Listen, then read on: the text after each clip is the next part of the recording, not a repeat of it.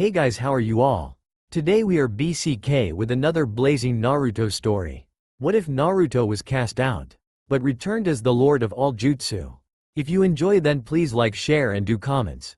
And also check the description to original creator of this beautiful creation. It was the day of reckoning. He was home. It's been almost 2.5 years, hasn't it? It wasn't really a question. Yeah, it has. The teen stopped in the middle of the street and took a deep breath.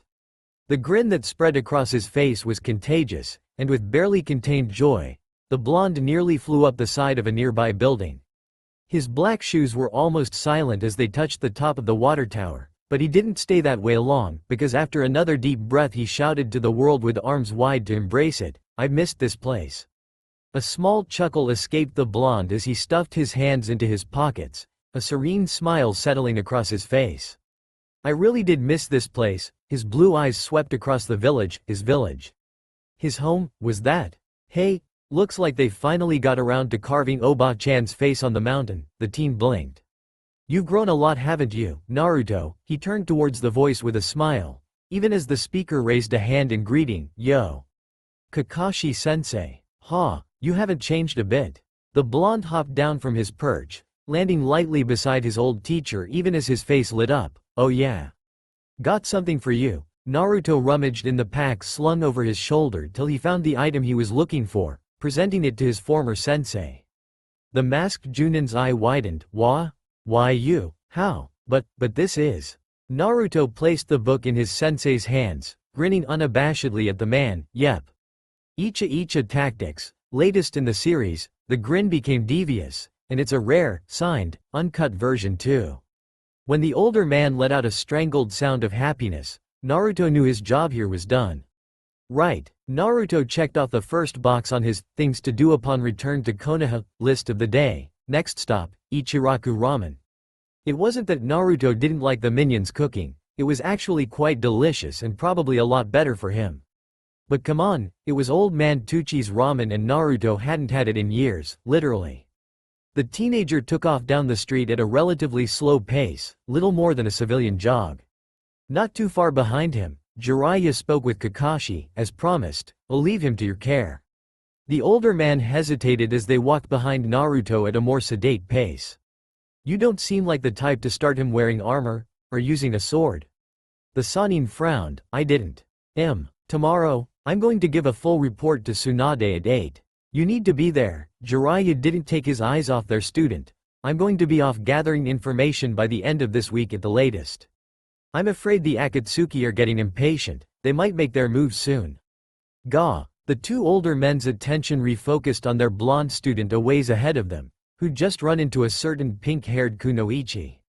Sakura-chan? Naruto? Two Sannin, two apprentices, and one particularly lazy Junin huddled together. Arguably the 5 strongest ninja currently in the village, all in one spot. Sakura did her best, cute, impression, giving her old teammate a shy smile. How'd I look?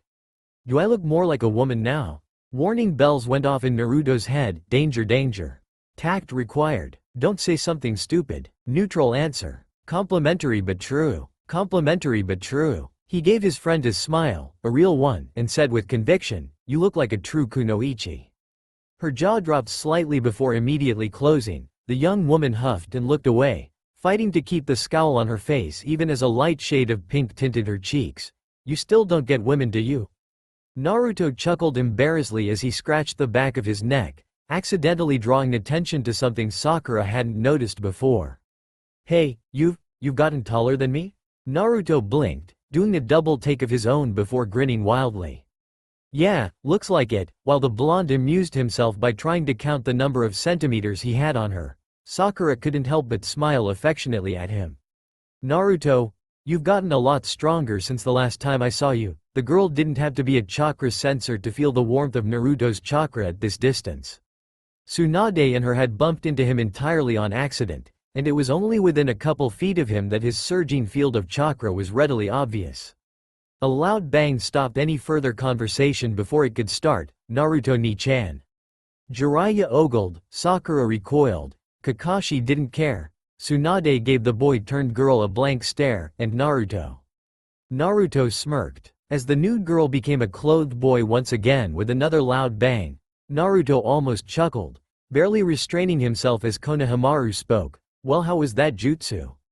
Had some real oomph to it, didn't it? Now he let himself chuckle softly and shake his head just a bit before giving the boy a serious look. Konohamaru, I'm sorry, but I'm not a kid anymore. From now on, you shouldn't use that jutsu either. As Naruto stepped closer to the now admonished boy, Sakura felt a peculiar warmth spreading through her chest. Naruto, you haven't just gotten older, you're more mature now too, aren't you? It makes me feel a little sad. You've really become amazing in your time away, haven't you? Konohamaru, Naruto ruffled the boy's hair with a hand. That kind of jutsu has its place, mostly as a joke. But a mischievous grin spread across his formerly serious face. It would be pretty useful against someone like Ero Sennin. So don't go forgetting it, kay? While Konohamaru smiled, Sakura scowled at Naruto without really meaning it. Naruto, don't encourage perverted jutsu like that. The pink-haired Kunoichi playfully smacked him in the back of the head. Idiot. The teen grinned, rubbing the not slightly sore spot on the back of his head. Hey. I actually used that jutsu to take down a Hokage. It has its uses. Ibeo. Sakura went to primary anti-pervert response. Stage 1, chamber the strike. Stage 2, Sakuwa Puinch. Idiot. Naruto's face met the dirt at a sizable fraction of the speed of sound. Thankfully, Naruto's face won this particular confrontation. Even as Konohamaru, quite intelligently, made a tactical retreat to a, questionably, safer position behind Kakashi, Sakura wasn't done. The young woman dragged Naruto out of the ground by his new black scarf so she could berate him for his foolishness properly. You are such an idiot. Only an imbecile like you would try to use that on a cage. She began to shake the boy quite violently. You just had to go and destroy that wonderful feeling of respect I had for you just now, didn't you? Gah. Kakashi held his hands up placatingly at his former student. Hey, Sakura, calm down. As if on cue, the boy hiding behind him peeked around him. You got Konohamaru here terrified. Sakura huffed indignantly and let go of the blonde ninja, momentarily surprised when, instead of falling on his ass, he just straightened his legs. She barely had time to properly process the fact that not only was Naruto a half-head taller than she was, but that he'd recovered from her punch quickly enough to get his feet beneath him. The reason she had so little time to process this was simple. The Hokage was speaking. Right, the nostalgia ends now. Kakashi, said Junin's book closed with a snap. It really has been a while, hasn't it? His students looked at him curiously even as he gave them a reasonably serious look. From now on, the two of you will come with me on team-related missions. It's different from before, it's no longer teacher and pupils. Starting today, we're equal Konoha shinobis. But, well, the masked man lifted a hand. A pair of very familiar bells dangling from it. First, I'm a bit curious as to how you've developed. The rules are the same as when we first met. Their smiles were tempered by, what? Seriousness? Dedication? Kakashi couldn't put a name to it. But he liked that look. If you don't come at me with the intent to kill, you will never succeed in getting these bells. Training Area 3. It really brought back memories. The rules are the same as before. It doesn't matter how, but you must get these bells away from me. He let said bells jingle to accentuate the remark. You have till sunrise tomorrow. Man, I really missed this place. Naruto couldn't help but smile at the 3 training logs not far behind Kakashi. Yeah, me too. There was a bit of wistfulness in Sakura's tone as well, the girl's eyes slowly sweeping over the forest beyond the logs. Ah, that's right. Kakashi picked up on the reason for their nostalgia even as he tore his eye away from the brand new book in his hand. This is where you first trained, isn't it? Team 7, the 3-man team. Naruto scowled. That time, for a moment, Kakashi was just as caught up in the past as his students. Sasuke was around too, wasn't he? A melancholy silence settled over the team. Kakashi breaking out of the mood first to find Sakura curled up into a ball and sniffling while Naruto gripped his elbows so tightly that his fingers went white, scowling off into the distance. Sasuke's name is a taboo word for these two, huh? The Junin shut his book with a snap, breaking the spell over the two teens. Well then, shall we begin?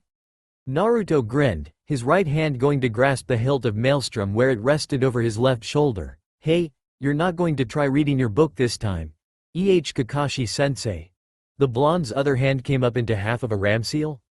There was the sound of leather flexing as Sakura tugged on the gloves meant to protect her hands from her own ridiculous strength. You've already finished it? No, I think I'll save it for later. Besides, for some reason, the book went back into his pouch. I'm getting the feeling that I should take this a bit seriously too. The Hite 8 went up and out came the source of nightmares for many ninja. The Sharingan Eye, wielded by copycat Kakashi. For a long moment, one generation tried to stare the other down. Then Kakashi deliberately let the bells make the slightest noise. Naruto swung Maelstrom horizontally. A blade of compressed fire flying from the large sword and hurtling straight at Kakashi with a whisper of crescent flame. The older nin went low to the ground, dropping beneath the fire and loosing a trio of shuriken in the blonde's direction. Naruto hadn't been standing still. He deflected the shuriken towards Kakashi with a spin of his sword even as he rushed behind his own flaming projectile. Naruto continued with his swing and spun on the ball of his foot, turning around fully just feet from Kakashi and thrusting Maelstrom at him in a single move, putting the full force of his spin behind the tip of his blade. Kakashi blurred, his hand grabbing Naruto's blade hand and deflecting the sword into the dirt even as his other brought a kunai to the blonde's neck. Only to find another blade at his own. He created a clone in his own shadow, which then replaced itself with the shuriken that came closest to me after he deflected them. Clever. I might have missed it if I didn't have the Sharingan. Well, the lazy copy nin drawled, his voice not showing a hint of the pride he felt in his student. It seems your haste hasn't changed. They paused, both remembering the first time they'd had this test, with very similar results. Then, Kakashi smiled. All right, start. And he was gone in a poof of smoke. Sakura immediately went on the offensive, behind, left, right, above, no? Then it has to be. The kunoichi raised her fist high above her head, below. Boom. Naruto leapt away from the still-forming crater at his friend's feet, an eyebrow twitching in disbelief, his thoughts unknowingly mirroring those of his suddenly exposed senseis. Wow, what insane strength. Oba-chan, you taught her more than medical jutsu, didn't you? Ibeo? Found you. Naruto briefly wondered if it was wrong to be turned on by a woman that could probably kill him. The Junin leapt out of the crater, the bells jingling slightly as he did. Right, guess I should do something on my end this time. But that could wait. OHSHIT. Naruto hunkered beside a sitting Sakura, his slow and controlled breathing a counterpoint to the girl's panting. I already knew the Sharingan was amazing, but it sucks being reminded of it? Naruto supplied helpfully. Yeah, and his speed at hand seals. It's too fast for me to follow. The girl glanced at the blonde beside her. He'd surprised her at almost every turn in the fight, showing greater depths of knowledge than she could have guessed. He'd apparently been working on the basics a lot during the past 2 years. Naruto had been serious, insightful, and able to include her in his plans on the fly. Sakura honestly wouldn't have been too surprised if he could follow Kakashi-sensei's seals. Sadly though, same here, I'm just picking out some key ones, like tiger or snake. While Sakura nodded to acknowledge the blonde's statement, she scowled. If we could somehow stop him from using both hands, we'd be able to get our hands on those bells, if being the key word. Kakashi-sensei is almost as much a monster as Ero Sennin or Obaa-chan. Naruto huffed even as he rested a hand against Maelstrom's matte black blade while keeping an eye and ear out for their opponent. But neither of them were anywhere near giving up, but even Kakashi-sensei has to have a weak point. If we think it over, the kunoichi looked over at her partner, whose eyes narrowed in thought. Sakura caught the slight shift in his body. The blonde wanted to assume an exaggerated thinking pose, but restrained himself because of the seriousness of the situation. You really have grown, nay Naruto? They were silent for a long moment before Naruto spoke up softly. Nay, Sakura-chan. You've got better memory than me. Remember the first fight between Kakashi-sensei and Zabuza of the Mist? Sakura's face briefly scrunched up in thought before she replied, yeah, the one where we were all together and Kakashi-sensei got caught in a water prison, right? Yeah, that one. Tell me, when sensei had Zabuza beat, was Zabuza heavily injured? Another brief scowl. Yeah, he'd just been hit with a grand vortex, right? Well, did he seem particularly tired as well? Her large forehead furrowed in thought. Zabuza hadn't been breathing hard or anything as he lay against that tree, just beat up badly, but Not really, but what does that have to do with anything? Sakura knew Naruto was going somewhere with this, and she knew she should see it, damn it, but she couldn't figure it out. What did Sensei do right after Haku? He noted her confusion. The fake hunter Nen left. He collapsed from X house, Tion. Sakura's eyes went wide. Naruto turned and grinned at her, sending pleasant little shivers up her spine. Exactly. Those kids, they've certainly gotten better. I haven't gotten a single chance to read my new book even. The Junin sighed. I've got to be careful though, if I overuse the Sharingan, I'll run out of stamina. That's my weakness, though. I'm surprised. His Sharingan eye narrowed. Naruto isn't using his clones much, the most I've seen so far is 5. Why? While Sakura's power is immense, her speed is only mediocre. It's been reasonably easy to dodge her attacks so far. No, the problem is Naruto.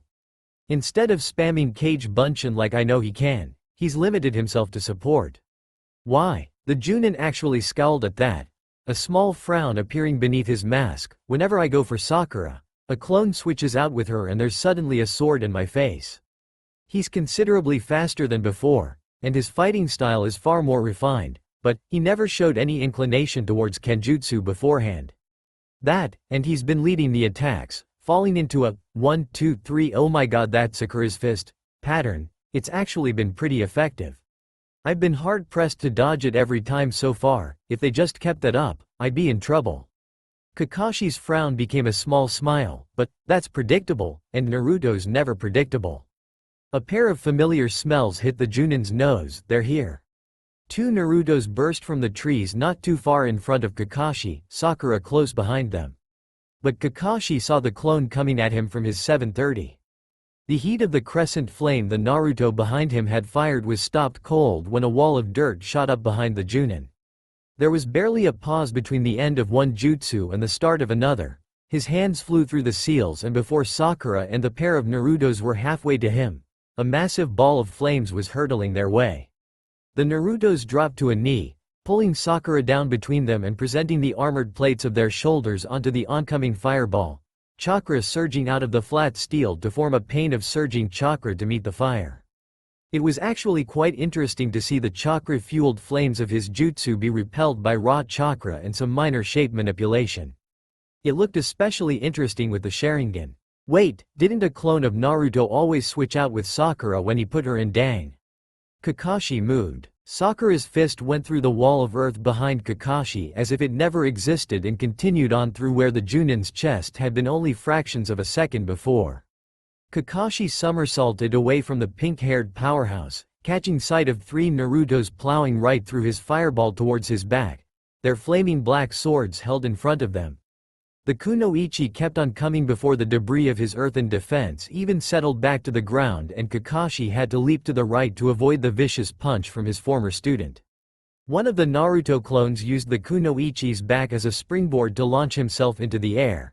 The blonde then began to launch crescent flame after crescent flame at the Junin, forcing Kakashi to dodge even further back to avoid the blades of fire. His hands began to go through another set of seals when the other 2 Narutos somehow slipped through the rain of fire. In that split second, Kakashi realized that Naruto had been planning to interrupt his hand seals with something like this the whole time. It would have worked if Kakashi hadn't begun a backflip at the last possible second, his feet passing through the space the clones' heads would have been had they not pulled up short. He'd landed several feet back and finished his seals, Sweden, Tepudama. The airborne Naruto managed to land after the sizable bullet of water had destroyed its companions. All in all, it was a maneuver that wouldn't have worked if he hadn't still had reach on the boy. Wait, why was Naruto's scent so strong? Kakashi launched himself forward, dodging around Naruto's odachi to land a solid punch to the blonde's face. Kakashi wasn't surprised when the boy disappeared in smoke, nor was he particularly surprised when what he assumed to be the real Naruto finished pulling himself out of the ground where Kakashi had been only a second before. Naruto, this boy, was he really making it up as he went? Or was he planning it all out? They both seemed equally unlikely. Wait, the blonde was grinning wildly at him, shit?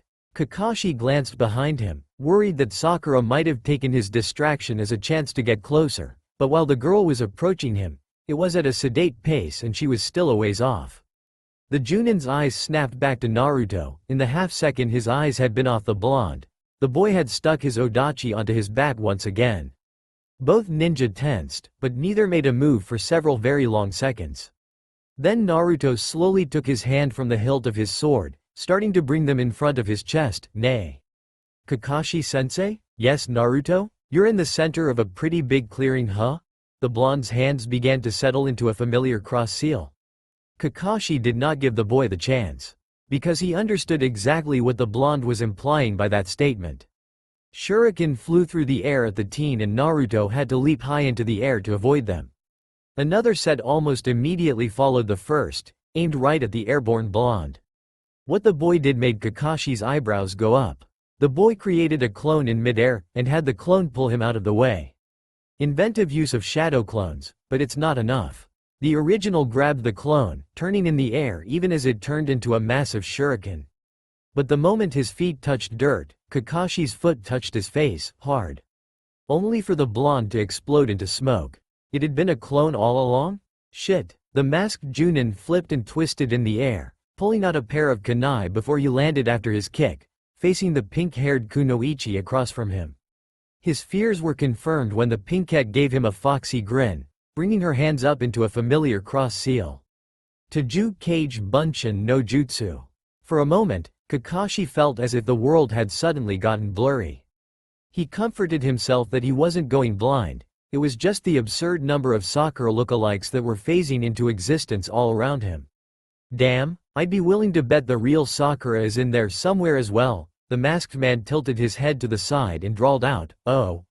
I was wondering when this would come out. I was saving it for when I had the space Kakashi-sensei." The first Sakura drew out the syllables of the Junin's name teasingly, waggling a finger at him. 100 Mies is all well and good, but there's no use if they get in each other's way, nay? A quick scan of the crowd confirmed it. The kunoichi lookalikes were all reasonably spaced apart. That meant Naruto had intentionally created them in this pattern. It seems chakra control wasn't his worst point anymore. 100 times nothing is still nothing, Naruto. Several of the pinkettes blinked before that foxy grin settled on every face in the crowd. I know that, sensei, but shadow clones don't multiply me, they divide. And you can't exactly divide by 0 now, can you? Kakashi paused to think about that. I guess not. The sides of his eyes crinkled as he smiled into the crowd. That must mean you're more than nothing then, huh, Naruto? The momentary surprise that rippled through the crowd of Sakuras was not wasted. Kakashi flew through them like a reaper through wheat, his kunais hitting shoulders and knees. Searching for a girl that didn't pop when cut. Kakashi had taken out nearly 30 of the 200-odd clones before they reacted, but react they did. Apparently Naruto hadn't just been working on his kenjutsu. The white-haired man dipped and dodged and moved through the swarm, but it was suddenly a lot harder to hit them than before. Every time the Junin tried to get out of the clearing, get himself some space and limit the number of clones that could swarm him, several clones would burst at him in a coordinated strike and force him to dodge back into the clearing. Their speed was good, and while Naruto wasn't the powerhouse that Sakura was, Kakashi wasn't about to let himself get hit. One time a clone had him cornered against a tree, and while the Junin had done a flip over the oncoming punch, he'd gotten a good look at what it did to the poor tree. The blonde-turned Sakura had torn off bark, splintered a portion of the trunk, and made a number of cracks appear in the wood.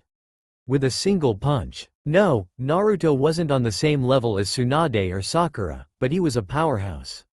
This is taking too long, was the Junin's thought as he ducked underneath a synchronized pair of punches and stabbed his attackers in the thighs, making them pop.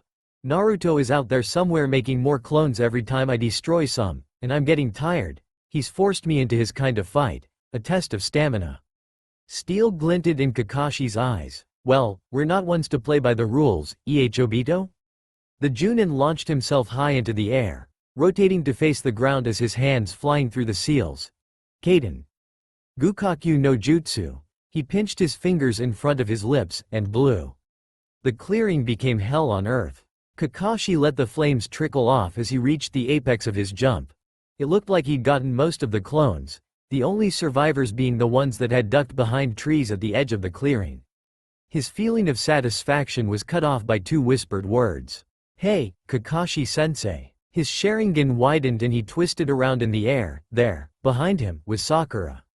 The real Sakura. How'd he know? Well, the fact that the girl had just ripped a tree out of the ground and was about to use it like a club was a bit of a clue. The tree came down fast. Kakashi didn't even get a chance to substitute out before getting caught in the limbs. Thankfully, he was able to substitute out with a pre-prepared log before he hit the dirt. Hitting the ground at that speed with a tree on top of you would not have been fun. Unfortunately, the log he replaced himself with was at the edges of his range, and the moment the Junin's feet touched dirt, he staggered. He immediately caught himself and straightened, but it had happened. Hey, I've been using a lot of chakra-intensive jutsu, haven't I? His gloved hand came up and tugged his hite-aid back down over his eye. I'll have to be careful and pace myself, they're starting to wear me down. His nose twitched and his visible eye widened. They've found me already? Kakashi turned towards the smell to find a fully armored blonde thundering towards him, in absolute silence. Even he felt a little intimidated by that, but it didn't stop him from bringing his arms up in a basic defensive stance.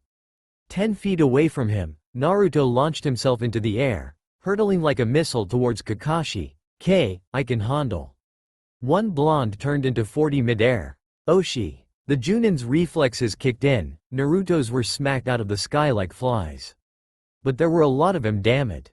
One hit him hard, knocking the wind out of him, immediately followed by another, then a third and fourth. Within seconds the masked Junin was on the dirt, covered in Naruto's. A blonde for every limb, 3 for his torso, and another covering his head. Well, okay, that could have been worse. All I've got to do is make a snarky comment and switch out with one of the wait. Naruto's chest isn't that soft. Oshi the switched with Saku. The copy nin didn't get to finish his thought before a medical jutsu knocked him out. Sakura couldn't help but smile warmly at her teammate. They'd passed Kakashi-sensei's test fair and square this time. Together. And if she was honest with herself, it had mostly been due to Naruto. Even if it didn't look like it right now, the blonde had been the one to take point in every skirmish with sensei, leading the fight, making the plans, setting up the openings. Sakura had been surprised, pleasantly so, at the seriousness which he'd taken the test. During one of their impromptu planning sessions, Naruto had given her his assessment of their sensei. Better at taijutsu than Fuzzy Brows, nearly as good a planner as Shikamaru, better sense of smell than Kiba, fastest ninjutsu I've ever seen, and that damned Sharingan to top it all off. Hey, Kakashi-sensei's a beast alright. Well, Naruto? Sakura couldn't help but smile wider as she watched her friend. If Kakashi-sensei's a beast, you're a monster. The only member of the old Rookie 9 that beats you in taijutsu is Lee. You're almost as fast as he is with his weights on, and you match him in brute strength. You haven't shown a lot of techniques, but the ones you know, you really know. And your kenjutsu is better than some of the Anbu I know. She made a quick check of the prone form of Kakashi beside her to make sure he was recovering properly before returning to her musing. Your own tracking abilities are nothing to scoff at, your sense of hearing, sight, and smell are better than a normal human's. Your clones are so tough that you have to really hit them to make them dispel, and your stamina is as crazy as ever. Hey, you might not plan out every step like Shikamaru, but your overall plans are good and still leave leeway for your trademark unpredictability. The blonde's plans had gone something like this. Okay, let's push him into the clearing so I can spam Cage Bunshin for a bit and tire him out. You'll come at him from the front with a pair of clones while I send another clone at him from behind. The flanking clone's gonna attack him with fire. Kakashi-sensei'll probably block it with a quick water or earth wall before throwing a really big attack jutsu at the assault team. When he does, the clones'll grab you and drop to the dirt and protect you. I want you to use that as a cover to switch out with the flanking clone and attack sensei from behind. Now, I don't expect you to hit him, but try to force him towards the clearing. Sakura had of course asked, and after that? He grinned at her, sending a pleasant tingle up her spine. Well, we'll figure that out when we get there. When she'd stopped to think about it, Sakura had almost been scared. Scared that the boy she'd known, hyperactive, naive, eager to please, and a bit of a knucklehead, no longer existed. That the guy who'd asked her out every day, usually several times, for so long, had been completely replaced by this serious young man. Then he'd taken a bell of Kakashi's belt and started doing this little dance that made her laugh. He was still doing it actually. It was still the Naruto she knew, just grown up. A small, affectionate sigh escaped her before she could stifle it, an embarrassed blush spreading across her face as she checked to make sure Naruto hadn't noticed. Thankfully, he hadn't. Gah, now I'm mooning over Naruto of all people. Sakura berated herself as she forced herself to check over Kakashi once again, making sure the older man hadn't been unduly hurt by a suddenly induced change in his brainwaves. Inner Sakura had to add her to Ryo, even though his butt looks real nice in those pants, and that chest plate. Talk about a chest plate. You can't get much more form-fitting than that. The mental figure started to drool unabashedly. Sakura's eyebrow twitched in irritation at the stray thought, so, it's Naruto, he's still a bit of a blockhead and a pervert. A quick glance confirmed that the object of her thoughts was still doing his victory dance, and had been for the past 30 minutes, not to mention he's doing the stupidest dance. A dance that does such wonderfully yummy things to his hips. And talk about stamina. Roar. Bet he could go on and on all nig. The voice in her head was promptly silenced with the mental equivalent of a roundhouse kick. Nay, Sakura-chan. Any idea when Kakashi-sensei's going to wake up? I wanna rub this in his mask a bit before the warm fuzzies go away Ibeo. Sakura's eyebrow began twitching again as she growled, Naruto. What? The blonde squatted down on the other side of Kakashi and gave her a grin. You know you want to do it too. She huffed when he waggled his eyebrows at her suggestively. No I don't Naru. Yes you do. Same Naruto alright. Sakura shook her fist at the blonde and drew out every syllable of his name with as much warning as she could muster, Naruto. Then Naruto's expression changed a bit. He became a bit more serious instead of teasing, leaning in a bit closer, his blue eyes boring into her own as he whispered, Sakura-chan, it's not right to deny your feelings like that. Not really acting on them is okay, but don't deny they exist. The kunoichi stopped in place, her fist still hanging in the air as she said his name again, unable to identify the emotion that she put into it, Naruto. For a moment, she just stared at the serious and yet slightly smiling boy, no, young man, that was across from her. In that instant, she could truly see him as the Hokage. Then he gave her one of his sillier grins and the spell was broken. All those repressed urges can't be good for you. You might just, explode from frustration or something Ibeo. Gah, Naruto. Sakura smacked the chuckling blonde upside the head pretty hard, but they both could read the subtext. I missed you Sakura, I missed you too, Naruto? Naruto sat quietly beside the prone form of his sensei, content with the world as it was. He'd beaten his sensei in a fair fight, no tricks, no gimmicks, no Kyuubi, no minions. Just him and Sakura-chan. It was an amazing feeling. He'd been tempted to try and perform the 1,000 years of death on his old sensei, but he wanted to show that he could be serious today. Besides, Naruto knew he'd get another chance. Either that or make one. Naruto grinned at the thought.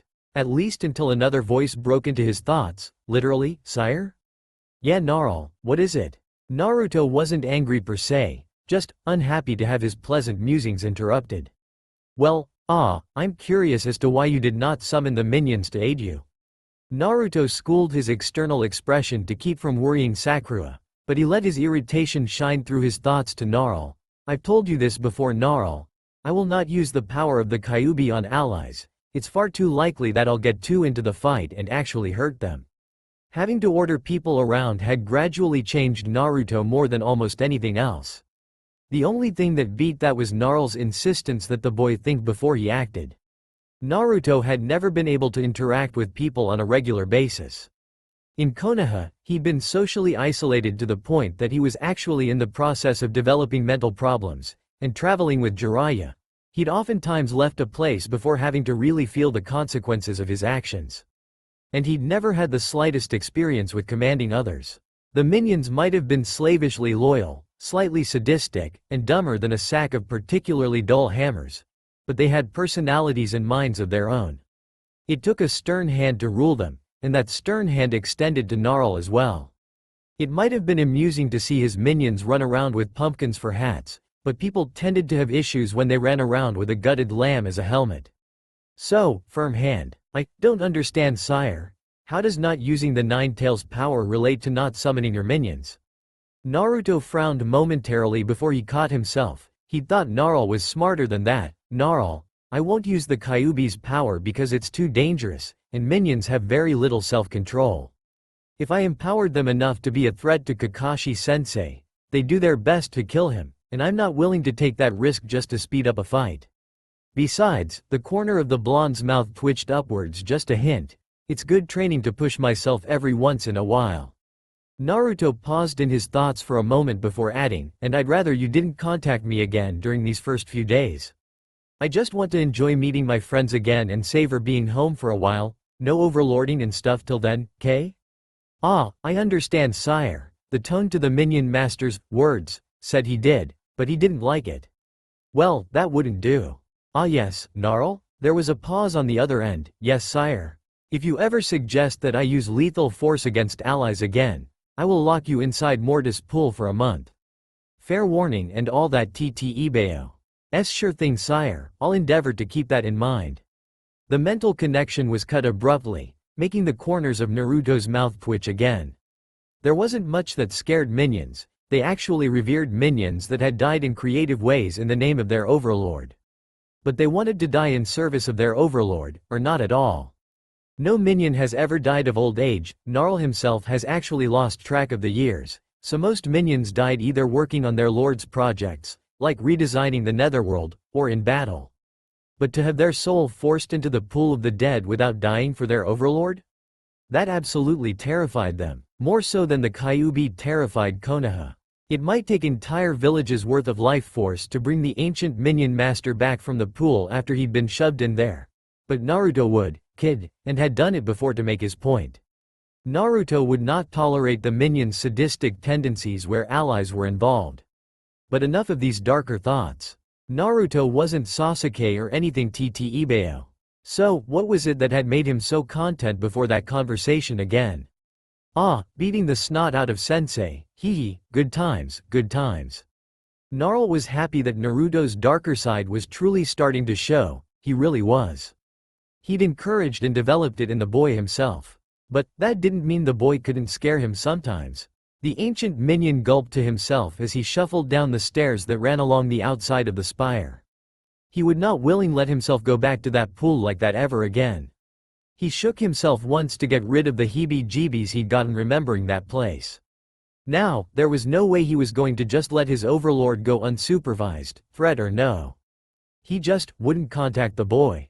The threat ran through his mind again and Gnarl shivered. He seriously hoped those beetles would keep his mind off that. Kakashi was awake. He didn't twitch, he didn't move, he didn't do much of anything other than wake up. Then he remembered he wasn't on a mission and it had just been his own students that knocked him out. His students were on either side of him, probably kneeling. While they were quiet, there wasn't any tension in the air. They'd probably taken him aside after they'd knocked him out, talked a bit, then settled down to wait for him to get up. Taking into account Naruto's new level of maturity, that could have taken anywhere from 30 minutes to an hour. Hey, Kakashi-sensei? Yes, Naruto? Kakashi could feel the grin directed at him, just making sure you were awake. The Junin sighed, well, there goes my nap. You two have really become strong, huh? I'm surprised you were actually able to get the bells. PFT, of course Kakashi-sensei. Naruto grinned at the Junin in the growing light of the morning. You didn't think we spent the past couple years slacking off, did y'all? I wouldn't be surprised if we'd even surpassed you, Ibeo. Naruto. Sakura admonishingly smacked the boy's armored shoulder, though there was a small smile on her face. Don't be conceited. Kakashi chuckled, smiling at his charges and shaking his head a bit, but anyway, I'm still young. He did not hear that disbelieving snort from Naruto, he didn't, and I've recently developed a brilliant new jutsu. The Junin was cut off by a particularly eloquent grumble from Naruto's stomach. Ah, I almost forgot. I've barely done anything on my list. The blonde boy grabbed the sides of his head. Crap. I haven't even gone to Ichiraku Ramen, or home, but I haven't gone to Old Man Tucci's place yet.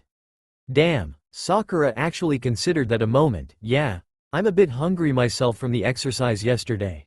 Kakashi couldn't help the sigh that escaped him. Back then, they'd react to every little thing. They were cute back then. Naruto snickered and whispered conspiratorially to Sakura, right. It'll be Kakashi-sensei's treat. The girl couldn't help but grin devilishly. Alright sensei. However, the masked man had different ideas. Sorry, I have to create and submit a list of formations of the new teams, so it's goodbye for now, Yane. And then he was gone. Ah, bastard ran away. Naruto huffed, crossing his arms over his chest. He honestly should have seen that coming when he'd volunteered the man to pay. Lazy bastard was pretty good at running away. Sakura, attempted saying something like that. He's just trying to read that book more, probably. Something dawned on Naruto. Hey, well, since it's just us, you still want to go? The girl shrugged, sure. Naruto beamed at her, then it's a dad. You're paying. He blinked before shrugging himself, sure, it'll be nice to catch up with things Ibeo. The teen pulled his frog wallet out of his pocket, checking to be sure he still had enough on him. It was about then when Sakura recognized a pair of faces in the crowd and called out excitedly, Shikamaru. Tamari-san. Hey, who do you think this is? The pinkette gestured at the taller boy beside her. It took a moment for Shikamaru to put a name to the face on top of the body of a samurai, but once he did a smile spread across his face. Hey. If it isn't Naruto. Naruto barked out a short laugh. Ha. Shikamaru, I missed you man. As the two pairs of shinobi approached one another, the blondes glanced at each other. Temari's analytical mind performed an automatic threat assessment. Approximately 170 centimeters.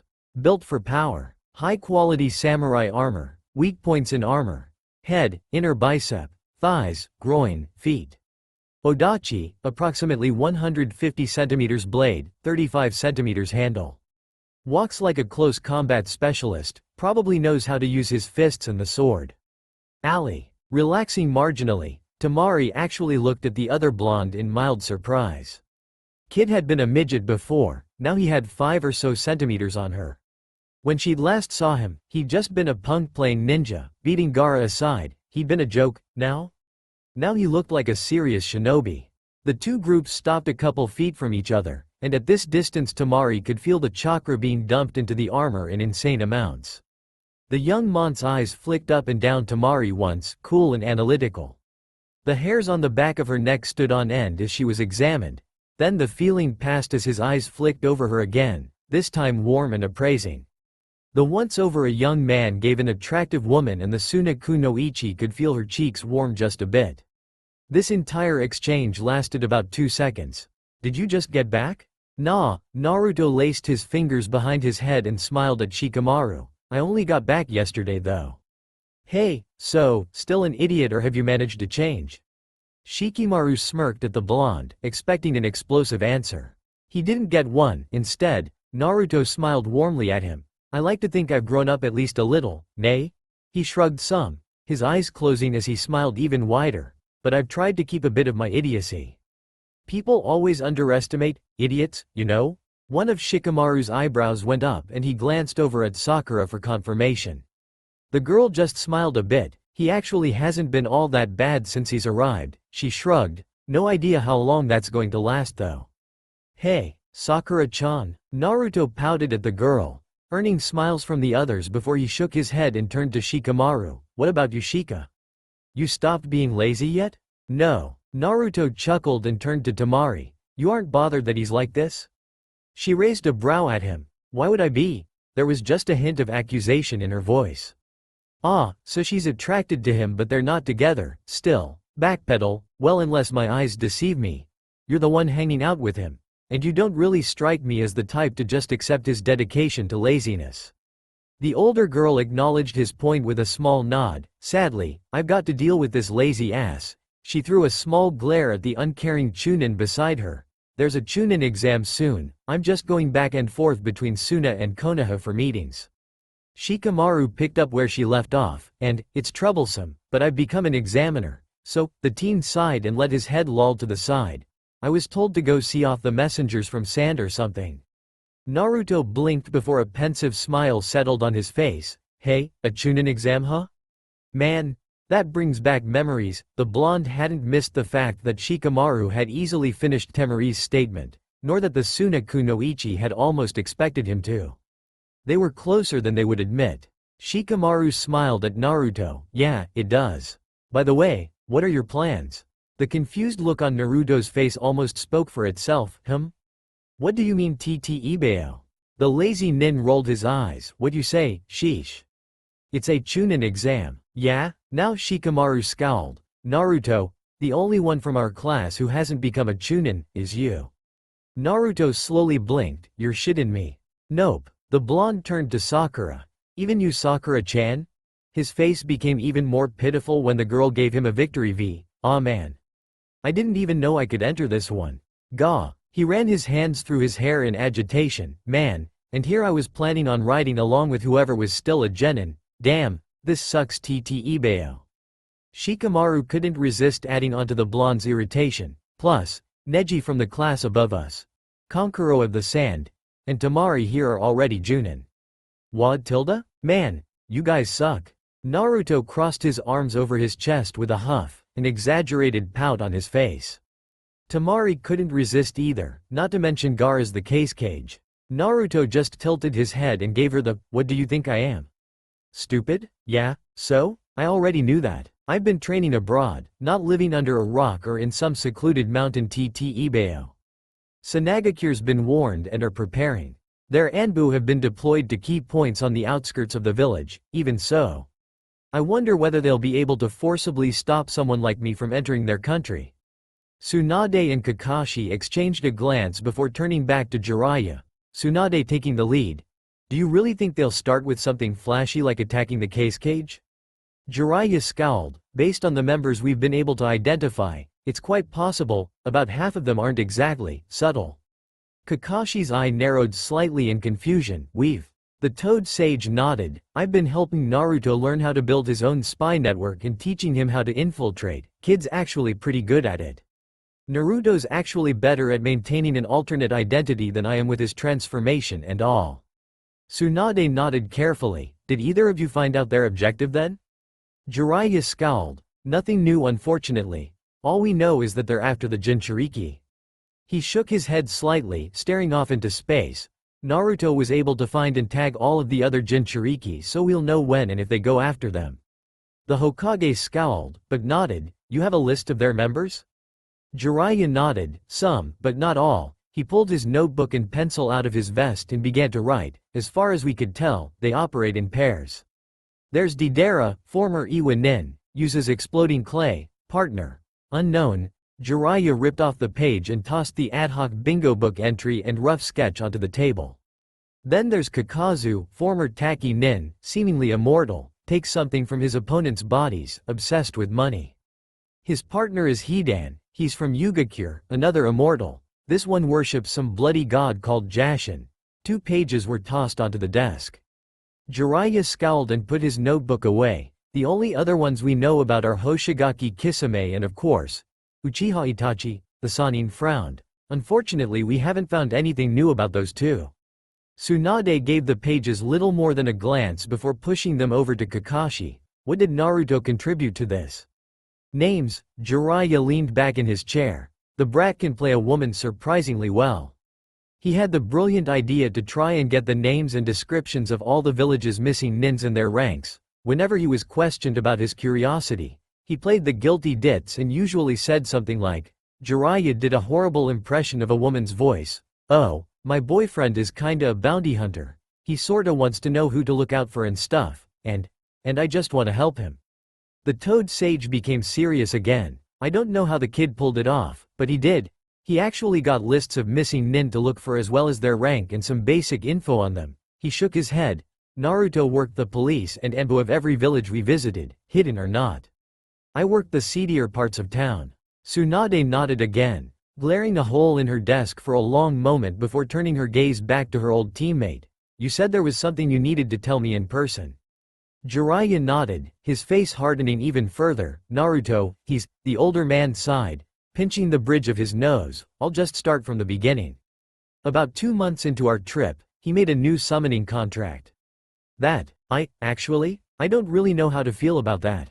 Tsunade, despite her agreement with the masked Junin, tried to get to the heart of the matter. So, this boss summon. Gnarl? Jiraiya nodded. It's been training Naruto as well? Another nod. The slug Sannin scowled. You also said this summon has been manipulating him. How and, more importantly, why? Jiraiya scowled as well. I don't know exactly why, but I think he wants Naruto to be the kind of leader he wants. He paused. The how is pretty simple. Whenever he wanted the boy to do something, it just told him that's what a good Hokage would do, at least, in the beginning. The Toad Sage frowned. By the time I confronted him about it, the summon had already had several uncontested months with the boy. The Sannin hesitated. By then, Naruto was considerably harder to manipulate. Gnarl had taken whatever urges the boy had to control things, and had done its best to blow them out of proportion. The man sighed, and for a long moment, looked his age. I did what I could. That statement brought up a number of bad memories for the aged hermit, not all of them related to Naruto. Tsunade knew that, and delicately coughed, breaking her old teammate out of his reverie. He shook his depression off and continued, the problem is, somewhere along the line, his goal shifted from become Hokage to be recognized, to be Hokage to better protect his friends. There was a brief silence before Kakashi hesitantly broke it. I don't see the problem. I never said he stopped having a control complex. Tsunade's mind immediately went to the worst-case scenario. Is he stable? Jiraiya hesitated, really hesitated before answering. Yes, Jiraiya, you asked if he was stable, and he is. The odds of him going crazy and defecting or directly damaging the village are almost nil. But, the white-haired Sannin winced, but I'm not sure he's entirely sane. The sentence hung in the air for a long moment before the Hokage leaned back into her chair and began rummaging through her desk. Neither of the men in the room were particularly surprised when she pulled out a bottle of sake, and both were thankful that she'd gotten several dishes. Her voice was tired as she poured the drinks. How bad is it? Bad, but not horrible. The kid seems to genuinely care for his friends at least. The white-haired Sannin accepted his dish of sake with a nod. The Hokage pushed Kakashi's bowl to him, considering her own empty dish for a moment. What's your assessment? The boy's dependent on the people he considers friends almost to the point of being a disorder. He paused, contemplating the sake in his cup. He's also shown signs of turning into a control freak. Tsunade decided to skip the cup and just sip sake straight from the bottle. Right now, the kid's about as normal as any current Konoha Junin. He's a nice guy who's got a couple mental issues and has his own way to cope with the shit he's done. Jiraiya paused to take another sip of sake. The kid will be Hokage someday, and a damn good one if he keeps this up. But I'm worried. Tsunade finished his sentence, that he'll turn into Orochimaru. Or, at least she tried to. No, not really, that boy's devoted to Konoha. I'm worried that he might become completely sociopathic in regards to his enemies, or worse, decide to control his friends. For their own good. Jiraiya shook his head slowly. I don't even know how many levels he works on at any particular moment. Anger tinged the Sannin's voice. Sometimes, he's thinking 10 steps ahead. Others, he's just winging it and enjoying the moment. And I can't tell the difference. The Toad Sage downed the rest of his cup, trying desperately to get the bad taste out of his mouth. No. I'm not afraid the boy'll become another Orochimaru. I'm afraid he'll become another Danzo. After a pause, Jiraiya held his cup out for more. Tsunade took it from him and filled it. She considered the cup for a moment before keeping the cup, and handed Jiraiya the bottle. Nay, Sakura-chan? Yes, Naruto? The young woman looked over at her friend curiously. It had been the first time he'd spoke since they'd parted with Shikamaru and Temari. The two of them had actually been walking to Ichiraku ramen at a comfortably sedate pace in pleasant silence. Just wanted to say, I'm glad to be back. The boy grinned at her and Sakura could feel a smile of her own forming. Naruto's smiles were infectious like that. I'm glad you're back too, Naruto. That had come out more affectionately than she'd intended. But instead of tripping, shouting, jumping, or any of the other things Sakura might have expected him to do, the blonde just smiled at her with a hint of pink on his cheeks. Thanks, Sakura-chan, and with that, he kept walking down the street as if nothing had happened. It was little things like that, small things that just kept popping up the longer she was around Naruto, that made her reconsider the image she'd labeled, Uzumaki Naruto, in her mind. In the past 2 years, she'd kept remembering Naruto like how he'd been when he'd left. She knew he'd change, but had never really been able to shake the image of a blonde, blue-eyed brat, the runt of the class, that horrendous neon orange jumpsuit, the dead last and yet, the #1 most surprising knucklehead. Whenever she'd taken the time to daydream about the future, Naruto had always been included how he was. She'd thought he'd always be short, loud, obnoxious, and yet sincere. Nice, friendly, and a bit naive, but always immature and kinda perverted. He'd changed. Sakura hadn't even realized she'd fallen in a half-step behind him until he'd glanced back at her. He'd lead, and she'd followed. It had been instinctive, natural. She'd known Naruto had a way with people, Gaara and Neji were proof of that, but she really hadn't experienced it until just then. This Naruto was confident, self-assured, but not haughty or conceited, despite her earlier admonishments. He didn't swagger or strut down the street as he might have when they were younger. Instead, he walked with an easy and controlled gait, his thumbs hooked loosely in his pockets. He actually looked like a serious shinobi now. He might have kept the orange, but he didn't stick out like a sore thumb anymore. It wasn't that garish shade it had been before. He'd gone with a darker, more muted shade of orange for the pieces of armor. That, combined with the intricate pattern of black stripes, almost made him look like a tiger. He'd even kept that spiral he always wore. The stripes on the cuirass and shoulder guards actually led into a black swirl. The scarf was new though. She'd never taken Naruto for a scarf guy, but after wrapping it around his neck twice and tossing the ends over either shoulder, it definitely offset his armor nicely. Though she wondered why he wore it, especially considering how everything on the outfit had a use. Shanaru, I can think of a couple uses. It'd probably hold up just fine no matter how much we bucked and scria. Sakura pointedly ignored the voice in her head. Naruto would have had a hard time being happier. Here he was, going out on a pseudo-date with the girl who wasn't just his best friend, but also his crush, and he'd admitted to himself, it was a crush at the moment, nothing more, and they were going to quite possibly the best restaurant, ever. At least in his opinion. The girl made a good showing against Kakashi-sensei, her raw power had been staggering.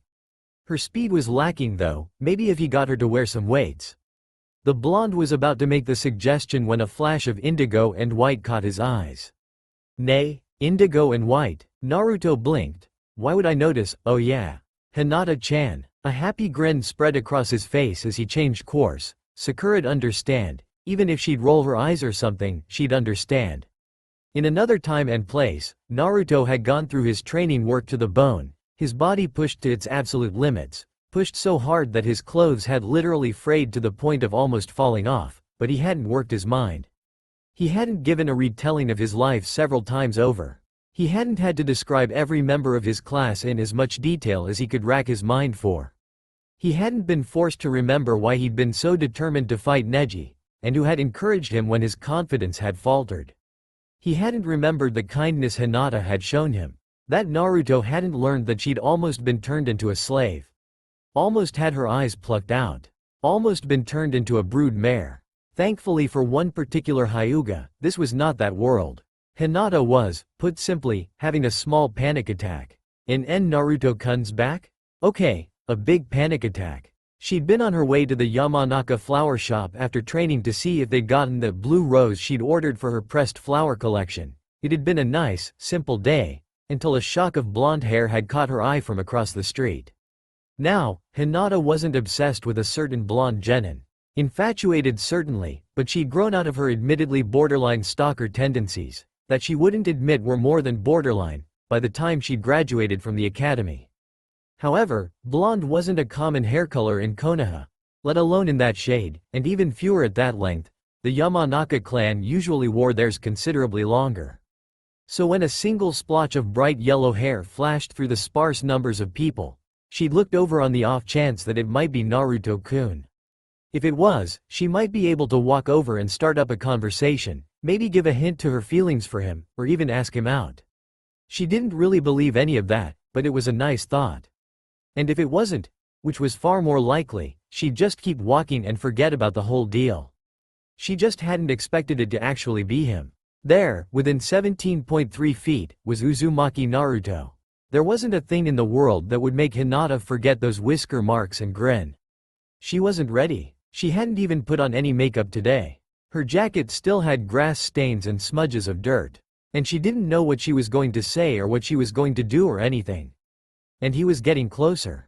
He turned slightly and said something to the person beside him, bringing her attention to his companion. What little coherent activity in Hinata's brain came crashing to a halt. He was with Sakura-san. She'd lost her chance. The pink cat had asked Naruto-kun out and was going on a date with him now, and Naruto-kun was forever out of her reach. Her shyness had been her undoing. The boy she'd grown to love was now taken and she couldn't do anything about it. All her waiting, all her training, all the time she'd spent gathering her courage had been wasted because she hadn't gotten to him first. Then Naruto-kun's head started to turn back in her direction. There was no way she could face him now. She'd immediately ducked into a small alley to escape his presence. With her back pressed up against the cold stone, Hinata began to calm. The more rational part of her brain finally forced its way through her hormones and self-esteem issues, pointing out that Sakura-san was Naruto-kun's teammate. Of course they'd be together if he'd just gotten back. It didn't matter whether they liked each other or not. They still had to catch up with the time they'd missed. Then a little rush of happiness ran through her. Naruto-kun was back. Obsessed? Maybe a bit, but she was really just infatuated, really. Naruto-kun? Hinata pressed her hands over her heart, trying to still the fluttering of her heart. She closed her eyes and took a deep, calming breath. He's back. Her rather meager courage gathered. She opened her eyes. There he was. Nay, Hinata-chan, why'd you hide over here? Hinata-chan. The poor girl promptly passed out. Naruto? Sakura walked up and peered over the blonde's shoulder. He'd suddenly changed direction and started moving faster, and she was curious as to why. Naruto eased himself down to his knees and glanced back at her. Nay, Sakura-chan? He shifted, and there in his arms was an unconscious Hyuga. Hinata, could you check her? She just passed out when I said hi. I wasn't even that close. Sakura's eyebrow began to twitch. Naruto. What? The blonde nin hooked an arm under Hinata's knees, the other wrapping around her shoulder blades. I'm serious. That crap ain't normal. He stood again, taking the girl with him and shifting slightly. As he did so, the Hyuga's head rested on his shoulder. This time the medic nin blinked before giving Naruto a warning glare. Naruto, what are you doing? The boy actually glared at her, and Sakura took a reflexive step back. No accusing me of being a pervert for this. I'm not about to leave a lady lying unconscious on the ground without real good reason. Especially not one of my friends. Sakura's mouth pressed into a thin line for a moment before she nodded. He definitely had a point, and it made plenty of sense. So why'd she reacted so violently? 'Cause he's mine and I ain't lettin' no Hyuga steal him away. Shanuru. This voice was pointedly ignored. Sakura? The girl shook herself just a bit and forced her attention back to her teammate. Could you give Hinata-chan a once-over, seriously? Yeah, Naruto, sorry about that. She put her hands over the unconscious Hyuga, pushing the green medical chakra from her palms. The boy smiled at her gently. It's no problem, just don't always assume what I'm doing is pervy, K. The corners of her mouth quirked up. I'll try. Hinata shifted in the chair. She'd been having the most wonderful dream. She'd defended Naruto-kun from a horrible enemy and confessed her feelings to the blonde. Together, they'd been victorious over their foe and, caught up in the thrill of their victory, Naruto-kun had kissed her. The dream had been winding down when she started to wake. Naruto-kun had swept her up in his arms and carried her off to get married. It was all completely impossible, of course, but that didn't mean it was a bad dream. The Hyuga girl shifted in the chair, slowly waking up as she tried to remember when she'd fallen asleep in a chair. She didn't really want to wake up though. The chair was warm and comfy, it wasn't too hard and it wasn't too squishy, it supported her back nicely and cradled her head just so. A soft sigh escaped the young woman as she snuggled into the chair. It even smelled good. In her half-awake state, the thought of seeing if it tasted good too flashed through her head, but she dismissed it as being just a little too silly. The chair's heartbeat even had a nice, steady writhe. Wait, heartbeat? Hinata's eyes snapped open and she stiffened, making her chair chuckle. Nay, Hinata-chan, don't pass out like that on me again, K? You had me worried there for a second. Naruto-kun. Oi, Naruto, be nice. He pouted, his bottom lip sticking out. Nay, Sakura-chan. I'm trying to be Ibeo. Hinata pulled her head off of Naruto-kun's shoulder, swallowing down her panic as best she could as she stared at the blonde's face. Naruto-kun was carrying her. He was holding her to his chest and everything. She clenched her hands and made herself look away, fighting the embarrassment and mortification that threatened to overwhelm her. Nay, Hinata-chan, you alright? The Hyuga squeaked and her eyes snapped back to his face. Why yes and Naruto-kun. I'm fine. Oh good, he smiled at her, not one of those fake ones she'd seen plastered on his face so often when he was younger, a real smile, directed at her no less. Then Hinata noticed the familiar twinkle in his eyes as his smile melted into a foxy grin. Then would you mind easing up on your grip? You're kinda strangling me here. Hinata blinked once in confusion before her eyes darted to her hands, which were fisted in the blonde scarf of black silk and tugging on it slightly. She squeaked, yanking her hands away as if they'd been burned and pressing them together between her s. She was absolutely mortified and could feel her cheeks heating up. The boy chuckled softly, his eyes shutting briefly in his amusement. A growl distracted the Hyuga from her embarrassment. Naruto.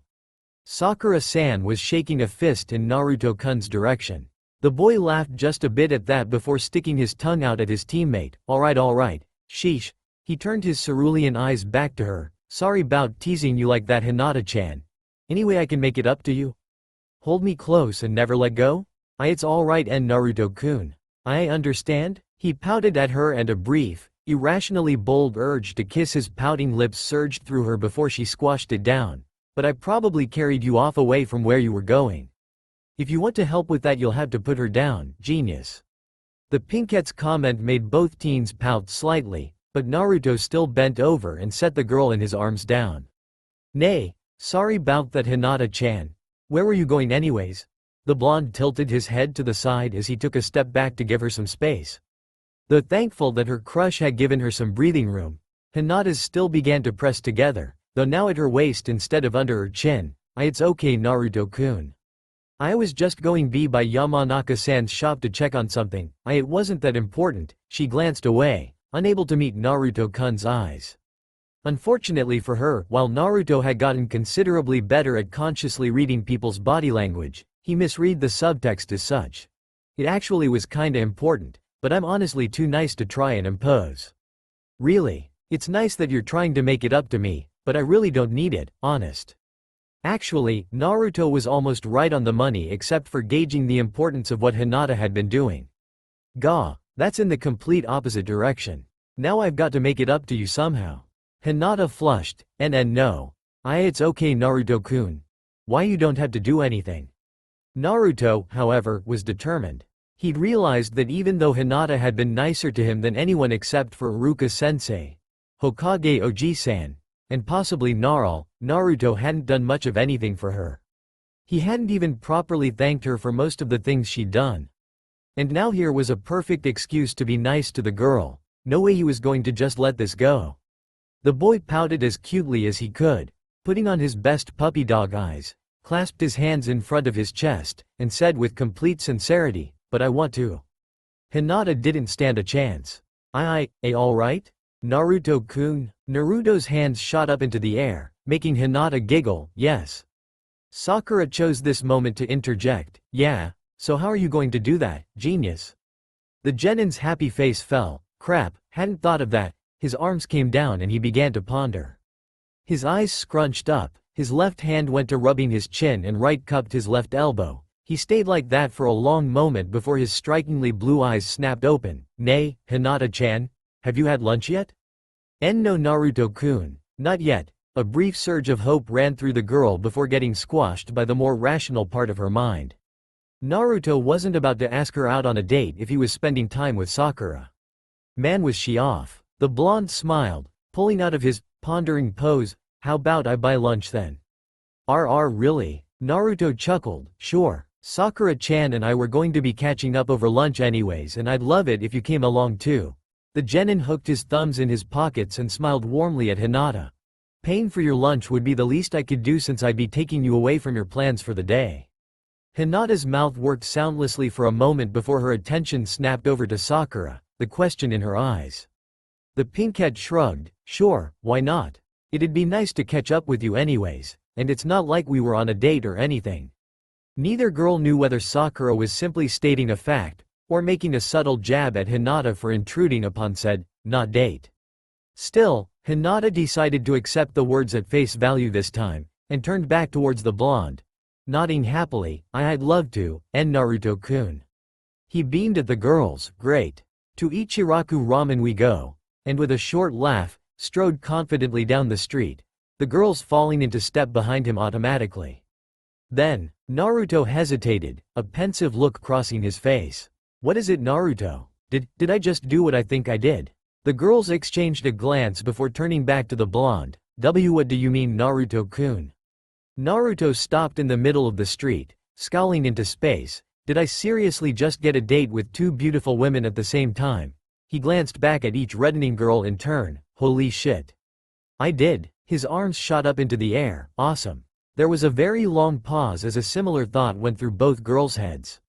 A date? With Naruto-kun. Naruto-kun. Thud. Ah. Hinata-chan. Not again. Naruto. Ah. Sakura-chan. Not the face. Not the face. Sakura-chan. I said I was sorry. The pink-haired girl harumphed and crossed her arms, turning away from her teammate pointedly. She didn't stop walking beside him though. Hinata couldn't help the giggle that escaped her at Naruto-kun's absurdly pitiful look. If she'd thought it serious for a second, she'd have been admonishing Sakura-san in an instant. But right before he'd started pouting at his teammate's back, he'd thrown a wink at her. She might not have been as good at reading people as her cousin, but Hinata had been trained as any other Hyuga in the arts of reading the subtle tics of someone's body language. And even she, the failure and outcast of the Hyuga, could read Sakura-san like a book. The girl was more embarrassed than anything else, and her anger had faded after the first couple of minutes. Now she was just doing this for fun. Hinata might have been angry if the girl had been doing it and Naruto-kun hadn't known she was playing. But he did, and the two of them almost made it a comedy routine. Naruto-kun's eyes narrowed a bit at Sakura-san's latest rebuttal, almost saying, "Oh? So that's how you want to play it, huh?" Then, that dangerous tinkle appeared again. Naruto-kun did a little spin, pirouette, thing, and ended up in front of Sakura-san. As he walked backwards, he clasped his hands beneath his chin and sent a sad, soulful look in the pinkette's direction. The girl wavered for a moment, but stood strong, raising her chin higher in the air, though it was obvious she wasn't trying to smile. Then Naruto-kun brought out the big guns. His lower lip quivered and the blonde's voice was woefully sad. Do you hate me, Sakura-chan?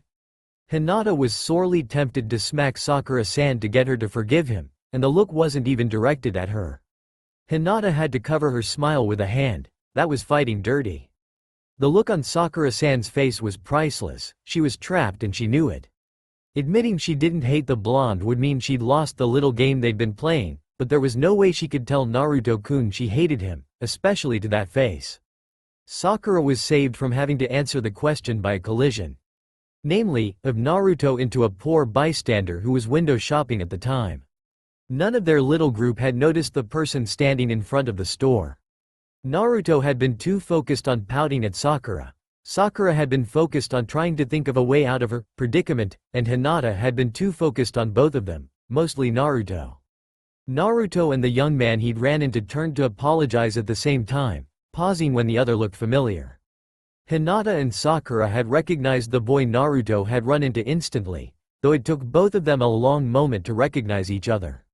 Naruto. Ah, Choji. Naruto's face had just started to break out into a smile when the larger boy swept him up in a hug, actually lifting him off the ground for a moment. Naruto didn't know how to respond to that, and it showed on his face when Choji set him down. Deprived of any meaningful physical contact for much of his life, the boy just didn't know what to do.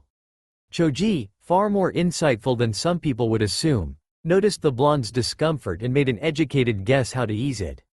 "You." The large boy assumed an exaggerated pose, pointing a finger accusingly at a now startled Naruto.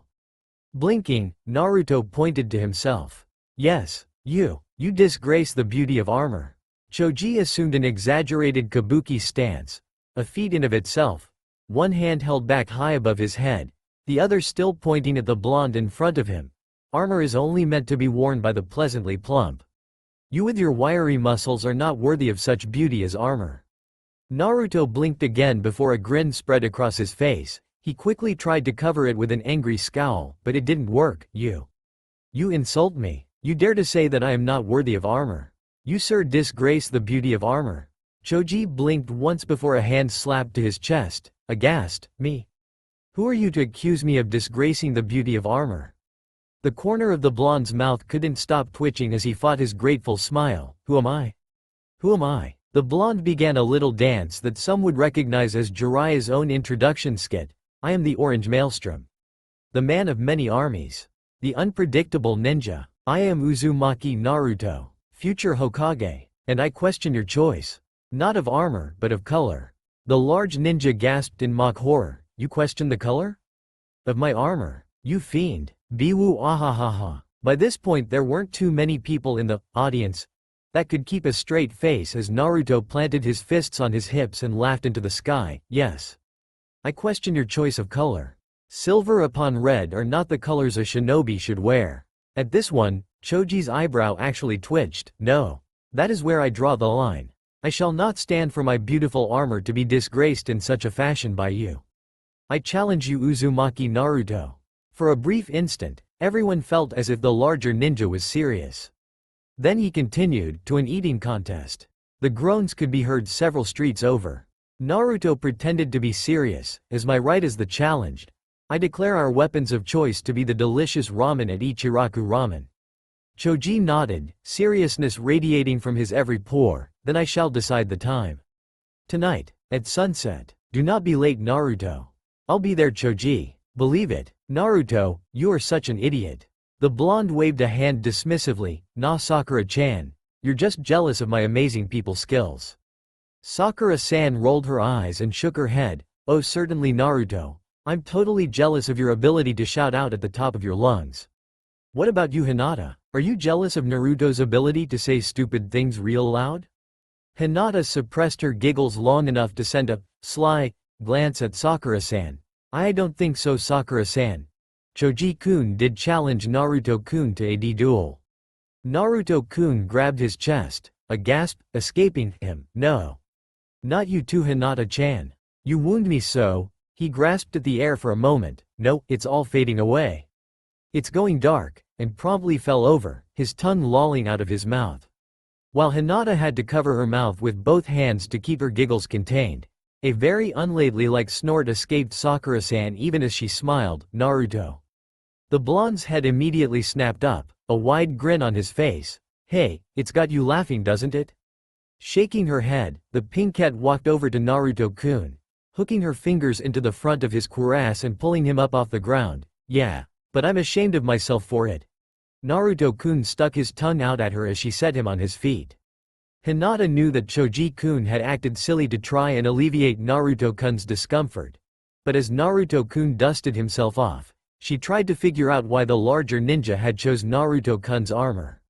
Maybe it was because their armors were surprisingly similar? Actually, that might have been it.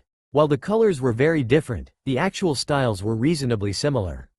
Naruto-kun's shoulder plates were larger and he'd foregone the thigh guards in favor of a pair of greaves, but otherwise there were few differences. That and his cuirass was much more form-fitting. She meant absolutely no offense to Choji-kun with the thought, but it was quite a bit more attractive on Naruto-kun. Nay, Sakura-chan? Yeah, Naruto? Any chance we could put the date off till dinner? If I want to beat Choji, I'm going to have to save up space. The blonde patted his stomach and smiled shyly at the pinkette.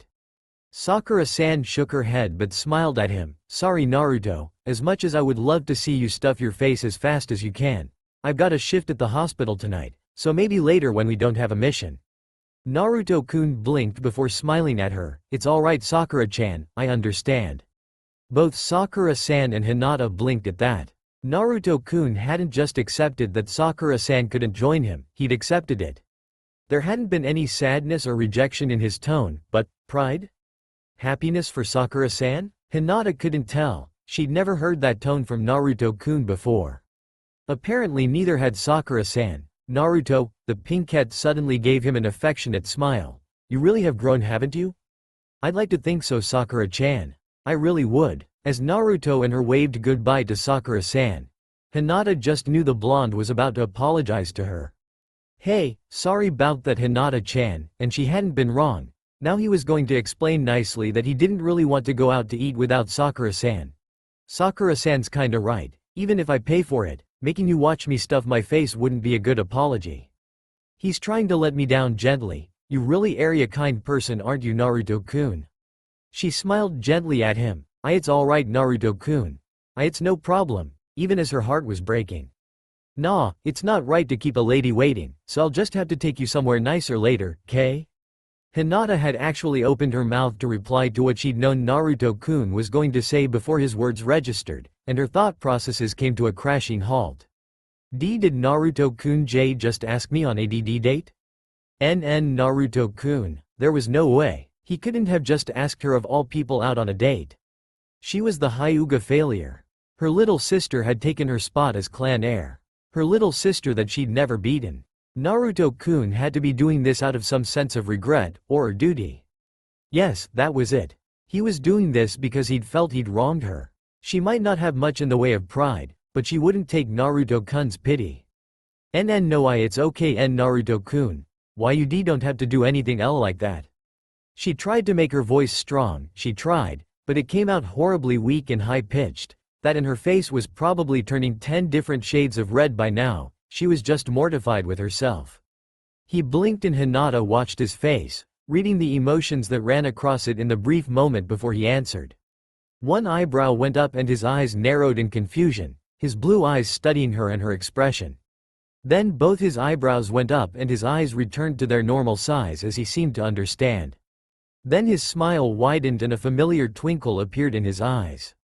He turned his face slightly to the side and his chin down, a smirk appearing on his lips. In that moment, with the afternoon sun playing across his tanned skin and making his already bright eyes shine, Naruto was simultaneously the most beautiful and handsome thing Hinata had ever seen. You're forgetting something important, Hinata-chan. He drew out every syllable of her name slowly, making her blush darken with every sound. It took her almost 10 seconds to realize that he wanted an answer. What is that Naruto-kun? The whiskered blonde leaned in, pressing the tip of his index finger to her nose. I want to. Hinata fainted. I really should have expected that, he sighed as his fingers played with the unconscious Hyuga's bangs. The girl had fainted the last time he'd gotten that close. What had made him think it wouldn't happen this time? Nothing, he hadn't really been thinking about it that much in the first place. Naruto scowled slightly when the girl had insisted that he didn't have to buy her a nice dinner. He'd been afraid that she wasn't willing to spend time with him without other people like Sakura nearby. But he'd noticed the slight, probably unconscious, emphasis on the word, have. After a brief instant of puzzling over that, he'd remembered that this was the one girl that had been nice to him before his trip with Jiraiya-san. It was a large part of why he was trying to be nice to her actually. But remembering that and how happy she'd seemed when he'd invited her to lunch, it just hadn't seemed likely that she would turn down his offer of a date. So he decided to take her words at face value. She didn't want him to do this because he felt he had to. Which, while he did, was only part of the equation. He'd reminded her of the other part. The part where he actually wanted to spend time with Hinata. And he really did. She'd never been anything but kind to him, and she was cute too. She'd really grown over the past 2 years. Physically she'd matured more than Sakura. Naruto liked the sound of her laughter and she was really cute when her cheeks were a softer shade of pink. Though he really worried for her health when her entire face turned tomato red. It looked like it was going to be fun trying to figure out just how much he could tease her before she fainted. Her outfit though, it needed black and orange if he could manage it, and he still needed to evaluate her abilities. Naruto ever so briefly cursed the training that Gnarl had given him. He didn't want to think about this, he wanted to just enjoy spending time with his friend. But just spending time with her wouldn't keep her safe. A good friend would think about this, would help their friends be stronger, would protect them. Hinata had been kinder to him than even Sakura, his teammate. Only Iruka-sensei and Gnarl had been kinder, only they would be saved before Hinata. Naruto considered her his friend. He would protect Hinata, no matter what. Naruto's fingers slowly traced the contours of her face. It was harder, stronger than he'd remembered, but she still kept a bit of baby fat. It made her face smooth and rounded just a hint. He liked it. She made it look good, almost angelic? No, not angelic. Gnarl had shown him pictures of angels, and while they were beautiful, they looked so cold, hard, imperious, snooty. Hinata looked like none of that. She looked like the child of a fae, one of the creatures of magic that embodied nature. He liked that analogy. Nature was beautiful, dangerous, but man had subjugated much of its power. And Naruto would do the same with her. If she was weak, he would bring her under his control, bring her under the embrace of the ninja overlord as he had with the power of life force or as man had domesticated the dog. If she was too strong, too wild, too much a greater force of nature for him to control, then he would be content knowing that even if he could not protect or strengthen her, she would be strong enough on her own. Naruto was afraid that Sakura fell into the latter category, or, at least her anger did. He'd expected to get hit or slapped when he'd first made those comments to Konohamaru, he just hadn't expected Sakura to be able to hit as hard as she did. An angry Sakura is almost as scary as a serious Jiraiya-san, unbidden. The image of Sakura punching the ground in the beginning of their match with Kakashi-senpai came to mind, at least she didn't hit me that hard. Since then, he'd avoided getting her that angry or teasing her to the point that she reacted violently to cover it up. He was happy to note that the girl was harder to anger than he remembered, or at least she seemed more willing to give him the benefit of the doubt. The latter was most likely considering that he was more sensitive and, well, less of a loud dumbass than she remembered. He'd made a reasonably good, second first impression, if her comment about him, going and destroying her newfound respect for him, was anything to go by. First impressions counted for a lot. Naruto's fingers slid from Hinata's face to slowly run through her hair, almost unconsciously. Weights would be good for Sakura, she could wear them while working at the hospital with no problem and they would increase her speed greatly, though maybe not her strength, not that it needs it. If I'm remembering my chakra theory correctly, then much of her strength is based off the concussive force of properly applied chakra being channeled through her bones and muscles to be converted almost entirely into kinetic energy, and since her chakra control is already perfect, it's unlikely that her strength would increase due to wearing weights. A curious thought went through his head, unless her ability to convert chakra to kinetic energy is based on her musculature, then the weights would help with her strength as well. The blonde blinked in contemplation before shuddering. Now that was a scary thought. Sakura stronger than she was already? Terrifying. A soft, bell-like sigh made Naruto's attention snap back to the girl beside him. His hand had gotten around to cradling her cheek in his palm and his thumb had been running back and forth over her lips. Bad hand. Bad. Thankfully the girl hadn't awoken just yet. But, was she kissing his thumb? A slight shade of pink settled onto Naruto's face and he slowly pulled his hand away from the sleeping girl's face, a small smile appearing on his face when she tried to nuzzle into his palm as it was pulled away. Naruto put both of his hands into his lap and intended to keep them there this time, no more touching the cute girl, no matter how much he wanted to.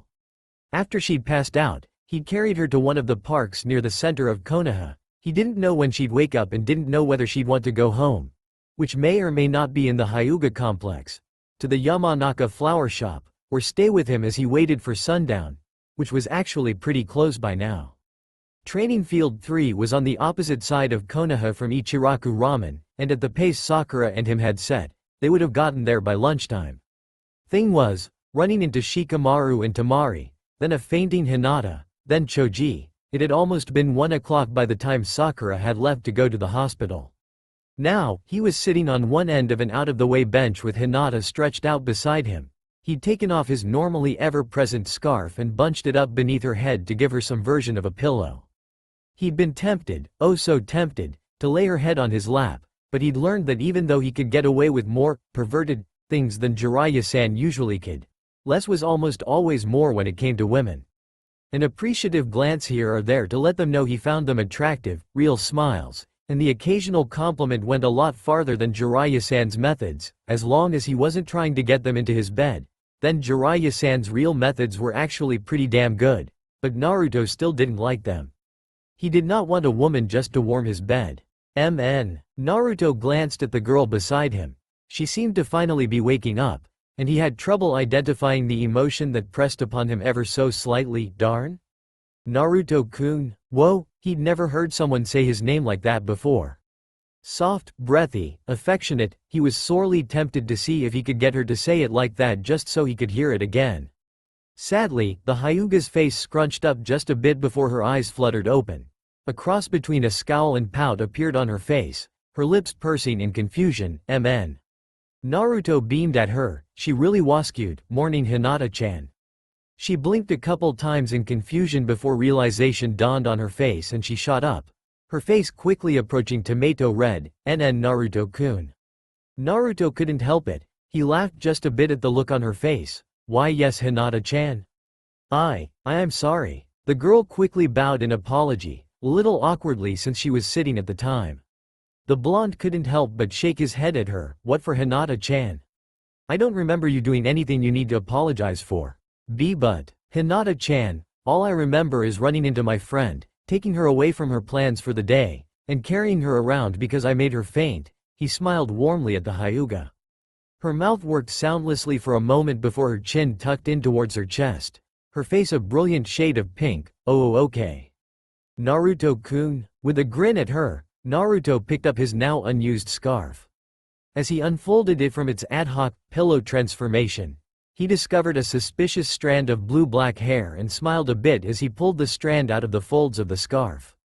Hinata was mortified. Not only had she fainted in front of Naruto-kun a third time in a single day, but he'd taken more of his time to carry her somewhere and make sure she was okay. He must think her a pathetic kunoichi, fainting at every chance she had. He had to be wondering how she could stand up in a fight if she couldn't even stay conscious. He kept saying that he wanted to do this, or that it was no bother, or that it wasn't her fault, but she knew better. It had always been her fault before and it was now. To be honest, she wasn't even aware that he'd pulled a hair of hers off his scarf when she blurted out, "I am sorry." The blonde looked over at her curiously. Nay? But I like your hair, Hinata-chan. This had been so far off of what Hinata's mind had been focused on. She did little more than repeat the statement as a question. Why you like my hair? Back in the academy, the gossip mill had been running amok on what Uchiha Sasuke liked. One of the more prevalent ones had been that he'd liked long hair, so, assuming that since Naruto-kun was the opposite of Sasuke-san, Naruto-kun must like short hair. What none of the girls had known was that this was actually the complete opposite of how things were, something Sakura-san had found out while on a team with both boys. Sasuke-san actually liked short hair, while Naruto-kun liked it longer. Immediately after finding this out, Hinata had started to grow her hair out, hoping that, just maybe, when Naruto-kun got back, it'd be enough for him to notice her. And it had worked? Yeah, the blonde nodded at her even as he wrapped his scarf back around his shoulders. I like it better than the duck butt style you had before. Hinata's blush deepened further at the, sadly accurate, assessment of her hairstyle over 2 years ago. His eyes closed in a thoughtful look as he tossed the ends of the scarf over each shoulder. I mean, it was cute on you and all, but with your hair long you look. He paused, searching for the right word. Don't faint, don't faint, don't faint, don't faint, don't faint, don't faint, don't faint.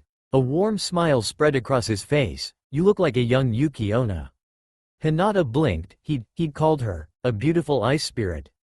Slowly a small, embarrassed smile of her own appeared on her face. Thank you.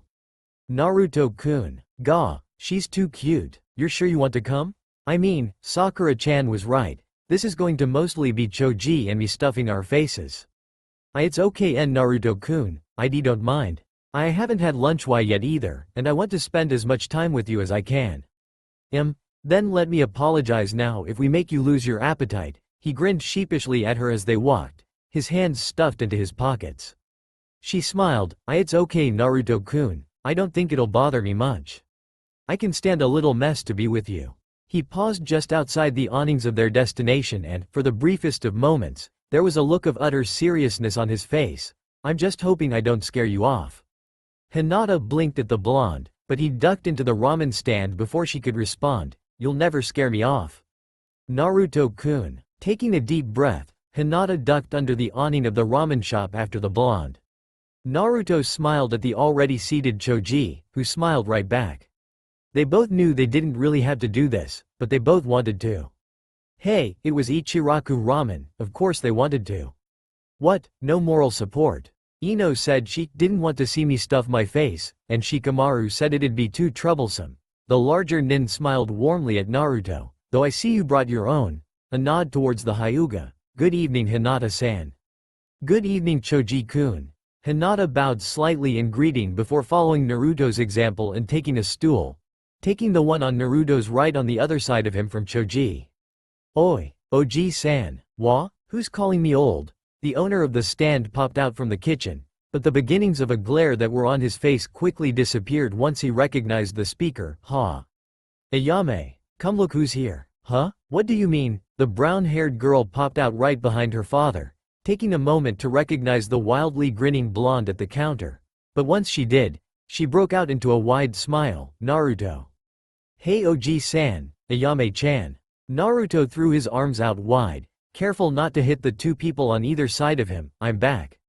The girl laughed happily. Looks like I can open that college fund again, Naruto stuck his tongue out at the girl. Teuchi smiled, clapping his hands together once. This calls for a celebration.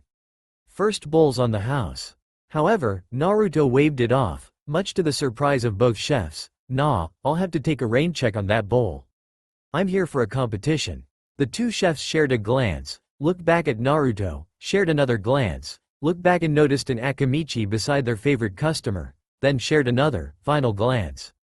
I'll start the noodles. Ayame disappeared back into the kitchen as Teuchi went to the counter, pulling a notepad and pencil from the pouch on his apron. What'll you two be having for this contest? The two contestants glanced at one another, Naruto speaking first. Miso, pork, chicken, repeat. Choji considered this for a moment before nodding in agreement, and Naruto turned towards his other companion. What about you, Hinata-chan, does pork sound okay? She nodded quickly at that, a small hint of pink on her cheeks. Naruto grinned at her before blinking and turning back to Choji. Loser pays? At his nod, Naruto turned to Teuchi. The loser will pay for us, and I'll be paying for Hinata-chan. Said girl flushed a darker shade of red, and the owner raised an eyebrow at the blonde, a mischievous grin on his aged face. Naruto gave him a surprisingly eloquent glare. Don't even think about it. Intelligently, the older man didn't say anything about that and instead yelled back into the kitchen. Miso, pork and chicken. And lots of it. Ooh. Hinata stared at the two boys beside her. She'd known that Naruto could eat a lot, and that Choji ate a lot regularly, but to actually see it, without using the Byakugan to spy on the blonde from afar, was something else entirely. How'd they fit it all? Especially Naruto, considering that he'd won, in an eating contest, against an Akamichi. The blonde was absolutely amazing. In a surprising victory of 41 bowls to 39, Uzumaki Naruto had out-eaten Akamichi Choji. A small crowd had actually gathered to watch and started betting by the 10th bowls. Now money was being exchanged back and forth as the two boys groaned. Choji's armor had enough give to it to contain his slightly larger girth, but Naruto had had to loosen the straps on his more form-fitting armor to accommodate his distended stomach. Naruto let his face drop into his empty bowl even as Choji groaned. Hinata had finished her bowl before the boys had even got to bowl 5, but the teenagers had actually eaten with surprising decorum. It could be expected of the noble-raised Hinata to eat daintily, but the boys, by some unspoken agreement, had eaten quickly, but cleanly. There hadn't been any flying noodles or splashing of broth, thankfully. Choji struggled with his pouches till he pulled out his butterfly-themed wallet. Naruto, very briefly, considered poking fun at it, but decided that it was not a good idea to seriously badmouth the 90-some-odd kilograms, 200 pounds, of solid muscle and armor beside him. It'd be like picking on a sumo wrestler just because he decided to wear a pink shirt. You just don't do it. Still, nay, Choji? The larger nin paused in his counting of bowls and calculation of expenses. Yeah, Naruto. He grinned at his large friend. I was just going to give this to you when the group got together again, but you can consider this your consolation prize. The blonde rummaged around in the pouch at his hip before pulling out a small scroll. Here, for being a good sport. The chubby nin blinked in mild confusion before taking the scroll carefully, wary of any pranks. He slowly unfurled it, his earlier discomfort at being full seemingly vanishing. He carefully scanned the first few lines of the scroll, fully expecting something silly or possibly something nice but foolish. His eyebrows went up when he realized what he'd been given. Naruto, this. He turned towards the blonde, a slightly odd look of surprise on his face. How'd you get this? The other armored boy's eyes flicked towards the small crowd that was still exchanging money around them before he waved a hand dismissively. Meh. Just found that on the side of the road somewhere. Thought you'd like it since you food and everything. Choji's eyes did the same before both boys looked over at Teuchi. The man had served ramen in a ninja village long enough to know that gaze. Oi, if you're not going to order something then get out. I don't need people loafing around, I've got paying customers to tend to. The older man shooed many of the non-ninja out, and within a minute, the three shinobi had a little bubble of silence at the now relatively quiet stand. Hinata glanced curiously between the two boys. She knew Naruto had given Choji something the other boy found impressive, but she had no idea what. "Naruto, how'd you get a hold of a copy of the Kumo cooking nin recipe list?" That got Tucci and Hinata's attention, though Ayame, who'd been listening in as well, didn't know what the big deal was. The blonde smiled a bit. "When I visited Kumo with Jiraiya during our trip, I was able to get some serious ins into their archives. I snagged that thing one time on my way out." Choji blinked. "How? These aren't as important as they were now that there's solider pills, but they're still usually B-class accessories." Naruto gave him a foxy grin before putting his hands together. There was a puff of smoke and the blonde, armored boy was replaced by an equally blonde girl in a kimono. Her voice was soft, silky, and sultry. "This is a ninjutsu version of the Academy's transformation. It doesn't hold up in a fight, but it's almost undetectable, and as long as you don't forget any big details, is indiscernible from a real body." They usually don't frisk a ditzy blonde thoroughly enough. All four listening blinked a couple times at that before Choji was the one to speak. I really don't want to think too hard on that. I completely agree, kid, I completely agree." Hinata stared at the blonde. Naruto-kun. It's Naruko Hinata-chan. Naruko. I don't feel comfortable referring to myself as a guy while I'm like this. Speaking of which, he clapped her hands together, and with another pop and cloud of smoke, she became a he once again. All the while, Ayame was thinking one simple thought. Kinky. Naruto-kun finished waving to the back of a still slightly odd Choji and turned towards her. "Nay, Hinata, you heading home?" "Only if it's with you." The girl blinked and turned towards him, then looked up at the sky to judge the time. She'd known it was after sundown. The challenge had been set to start then, but from the looks of things it was already sometime around 10. "Why yes. I have to." She pressed the tips of her index fingers together and looked away. Sorry." "Nah, it's alright. I'll just have to take you somewhere nice later then." He grinned at her. He was quite pleased with the color that flooded her cheeks. It gave her a healthy glow instead of making him want to run get a medic nin like the tomato red did. Her mouth worked silently for a moment. Really? Yeah, promise." She stared at him for a long moment. He really meant it. He really was going to take her, the Hyuga failure, the unworthy daughter, the girl that wasn't worth training, that was sent to the academy because her father couldn't be bothered to train a disappointment such as her. He was going to take her out somewhere nice. It finally processed. She smiled. "Thank you, Naruto-kun." "Gah, how does she do that?" Naruto wasn't sure whether he wanted to keep making her smile like that. Those smiles were like getting slapped in the face with a brick with raw cuteness. Those smiles should be S-rank jutsu. Even as he waved bye to the still smiling girl, Naruto had to fight the urge to run back and snatch her up. The way her white eyes sparkled, the light flush of pink to her cheeks, it just made her a lot more attractive and made him want to grab her and use Jiraiya-san's perverted interrogation techniques on her. He wouldn't, of course. He wasn't a pervert like his senseis, and she'd neither expressed a desire to be on the receiving end of those techniques, nor had she earned it. As perverted as they were, to say they made women feel good was like saying the ocean was a bit wet. She would only get those techniques if she earned them and shown that she wasn't against having them performed on her. He wouldn't force something like that on one of his friends, never on one of them. Just how the hell did she get the wind to blow her hair just right when she smiled? Though Hinata's back was turned, though she'd turned down another street from Naruto-kun, though they'd already gone their separate ways, she watched him. He was back, and he'd reminded her exactly why she loved him. Naruto-kun had been kind to everyone he'd met, he'd cared for people, been considerate of their feelings, and had never stopped smiling. When he'd beaten Choji-kun, he'd tried to make it up to the larger boy, despite having won fair and square. He'd happily accepted the rain check on hanging out with Sakura-san and actually seemed proud of the girl for choosing to work at the hospital instead of hanging out with him, something Hinata couldn't really understand. He'd insisted on not taking the free meal the owners of Ichiraku Ramen had tried to give him when they assumed he was going to pay, but when Choji-kun had lost and started to pay, the blonde boy had insisted that his free meals be factored in. He was so kind, so determined, he was perfect. And Sakura-san had been right. He'd noticed her this time. She'd grown out her hair and he'd noticed her. He'd even insisted on taking care of her and paying for her meal. So it was with a small smile that she let her head hang low, her bangs covering the bulging veins around her eyes. She would watch Naruto-kun, she would watch and wait for her chance to prove that she was worthy to walk beside him.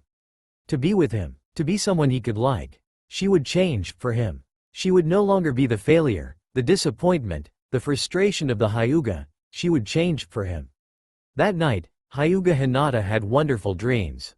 Naruto woke up. For a long moment he didn't move, his breathing didn't change, his eyes didn't flutter, he gave no indication that anything had changed. His room smelled sterile. The smell of cleaning products was almost overwhelming, overlaying the hint of brimstone of the reds and the smell of rain that accompanied the blues. The clock by his bed was slowly ticking, the gears inside clicking and sliding together in a soothing rhythm. Somewhere outside his apartment there was a pair of older women gossiping. He couldn't make out their words from here though. No heartbeat, no breathing, no new smells. He was alone. Naruto opened his eyes. There was no one else in the room. Good. He reached out and grasped the hilt of Maelstrom, pulling the large blade into his lap as he sat up. He yawned and rubbed the sleep from his eyes, his mind shifting into gear. What were his plans for the day? What hadn't he done yesterday? Well, he'd never gotten around to pranking the Anbu for one. But he'd need a couple hours to do that properly. Oh, he could have pranked them in about 30 minutes, it was the after effects that would take a while. Intentionally letting them find him, leading them on a chase around town, then letting himself be captured so as to point out their flaws and weaknesses to their faces. Have a clone switch out with him while another transformed clone created a distraction, let the clone continue to berate them a bit more. Then appear behind the group of Anbu and make a simple declaration. You could be better. Let me help you. With any luck, they'd let him have unofficial command of the Anbu right then and there, but it was more likely that they would just give him a certain degree of grudging respect and an unofficial advisory role. It would be impractical to be Hokage when the Anbu didn't respect you. He would have to remind them that he was the child that had painted the entire Hokage monument without getting caught and evaded a number of Chunin, Junin and even Anbu for hours on end afterwards. Naruto could content himself with an advisory role for now. He ran his hand through his hair and scratched the back of his head as he let out a yawn. In all likelihood, the Akamichi had read through the scroll he'd given Choji and found his real gift at the end. The recipe to Kumo's unique variation of the solider pill. He'd had to use chakra to burn up the ramen and beat Choji, otherwise he wouldn't have impressed them nearly as much, nor would he have had an excuse to give him the scroll as a consolation prize. Naruto had been sure to include his notes on the effects it seemed to have and the differences between it and Konoha's version. He'd also been sure to note that he was not a medic nin and that his knowledge of anatomy was useful for little more than field medicine and knowing where best to stab someone.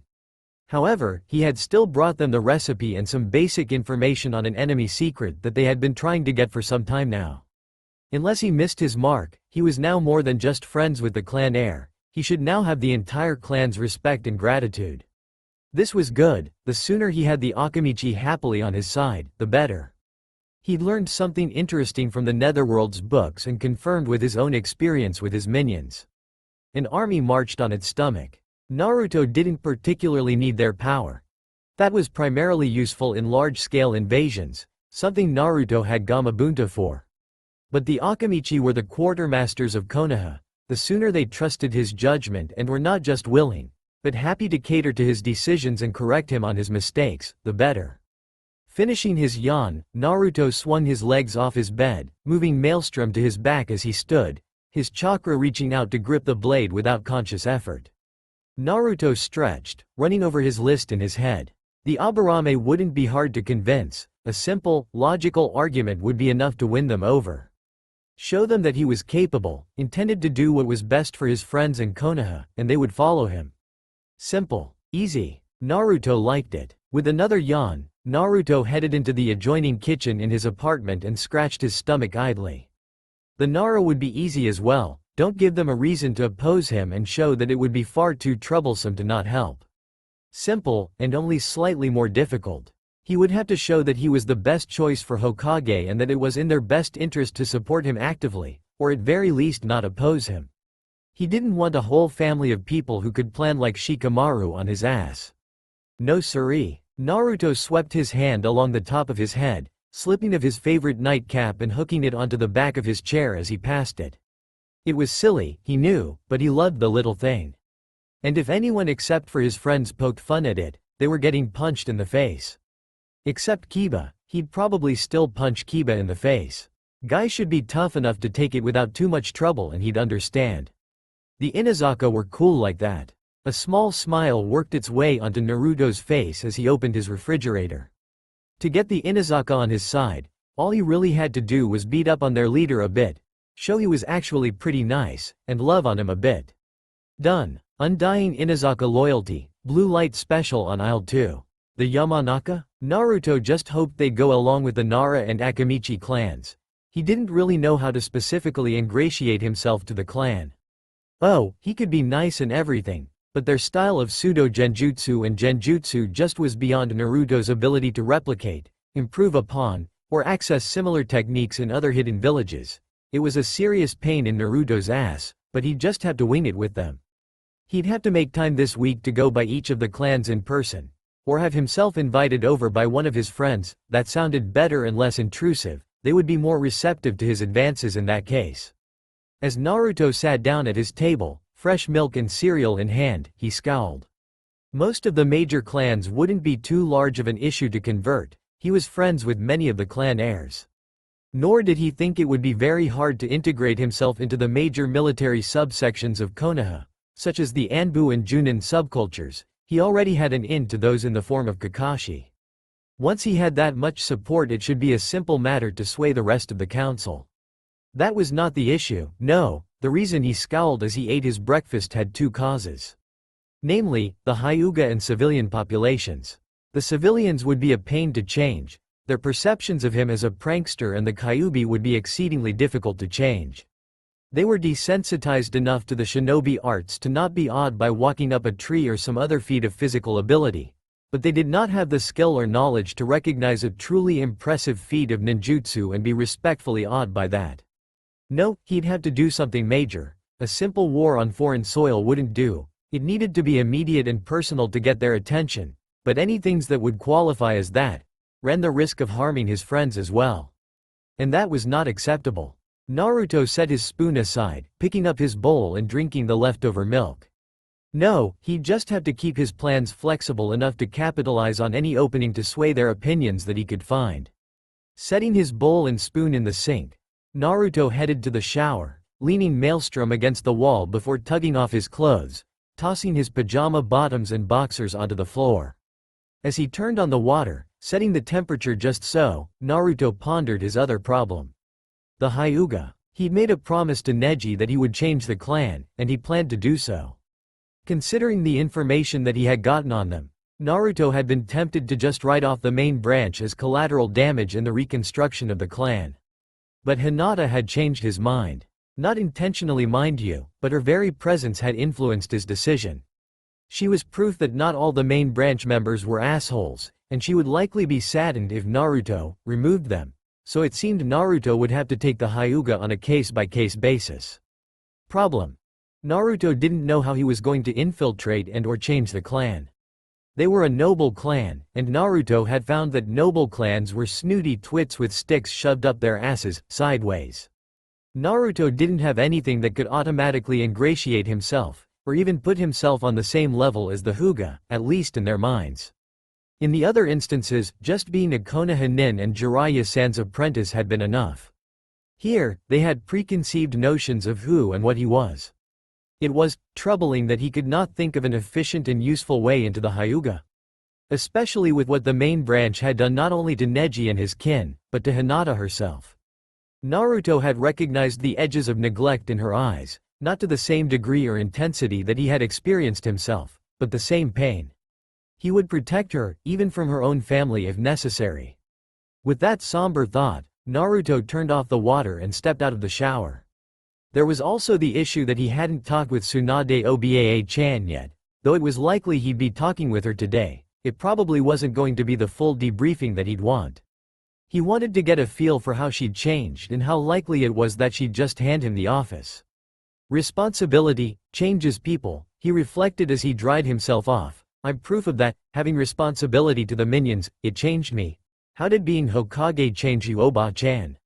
Naked aside from the towel thrown across his shoulders and the large black blade stuck to his back, Naruto strode back into his room. Thankfully for the majority of the female population of Konoha, his blinds were drawn. He took after his father in a number of ways, and good food and hard exercise had done wonderful things to his figure. With his father's hair, his mother's intense eyes, and the strong lines of his father's face combined with the hint of his mother's gentleness, Naruto would have been more of a heartthrob than his dad if he ever gave himself the chance. Not that he knew that just yet.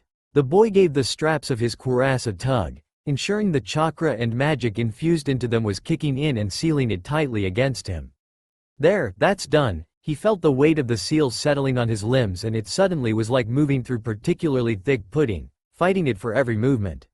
He liked that feeling. It meant he was going to be just that much stronger at the end of the day. He hadn't dared try and leave those on while fighting Kakashi-sensei. Even by running his chakra through his limbs instead of through his armor, the older man had still noticeably had him beat in the speed category. But if the man hadn't had considerable skill and the Sharingan on him as well, Naruto was pretty sure he could have beaten the man in a taijutsu match. That done, Naruto slowly ran through the seals for the Shadow Clone Jutsu, all of them instead of just the ad hoc cross seal that he normally used. By going through the seals slowly to be sure they were perfect, Naruto improved his chakra control, getting the most out of the technique for the least amount of chakra. But he only made one clone. Naruto then ran through the seals for the summoning jutsu and touched the clone, sending it to the netherworld. He did this every morning. He split his chakra in half with the clone and sent it away. Then the one clone would split itself into 30. The greatest number of shadow clones half his chakra could make that would be stable enough to last a day. 16 of those would each grab a different book on tactics, politics, history, or psychology, and, after lunch, those clones would put down their books and start up a tournament of games. Naruto was pretty sure today was chess day. The reason was simple: they each read a different book to give them a slightly different perspective or mindset, and then played against the other clones, so he wasn't exactly playing against himself. The losers would study the others' games until, eventually, one clone emerged the victor. The tournament winner would then get to play against Naruto in whatever game it was that they'd played, and usually lose. The aged minion was smart, and wily, and experienced to boot. Even if the minion didn't know exactly how to play the game, he learned fast enough that he usually only lost once or twice at a new game. Naruto already knew most of the tactics and tricks the clones, and consequently Naruto, were learning and already knew the more practical applications. Naruto's clones were learning by using the stuff against each other, but Naruto already knew the stuff. At the end of the day in games, the gaming clones would disperse, sending Naruto their collected experience, viewing a large number of games from almost every angle. Naruto learned a lot from that. 10 of the 30 clones would try to improve on his magic, something he had almost no talent for, as Naruto had been disappointed to find. Yes, he had considerable stores of mana even without the fox, and the Kyuubi was almost as great a source of magical power as it was of chakra. But Naruto couldn't use it. Chakra was combining mental and physical energies in the proper amounts for a particular jutsu. Taijutsu was, usually, just drawing on your physical energy and converting it into kinetic hurt. Mana was drawing on and refining your mental and spiritual energy, pushing it through his link to the attuned spellstone in the netherworld, then drawing back the further refined power, and releasing it from his body. It was considerably more complex, at least from his point of view. Naruto found the fireball and flamethrower spells to be surprisingly easy.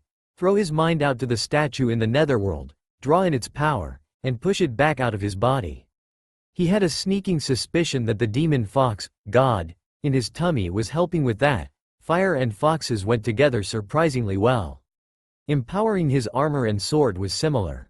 He just touched the netherworld with his mind and pushed his power into the minion-empowered metal. Once he started, the magical equipment kept drawing on his power until he cut it off, or, technically, once he ran out of mana, but that was essentially impossible. Supercharging his minions was easy now that he'd practiced it enough. Touch the stone in the netherworld with his mind, push his power through it and throw it out at his minions. Like the armor, they'd just keep drawing on it till he stopped it. The spell he'd been working on when Naruto had called a halt to Naruto learning new spells, and instead switched him to mastering the ones he knew, had been the domination spell. Naruto just couldn't get that one down.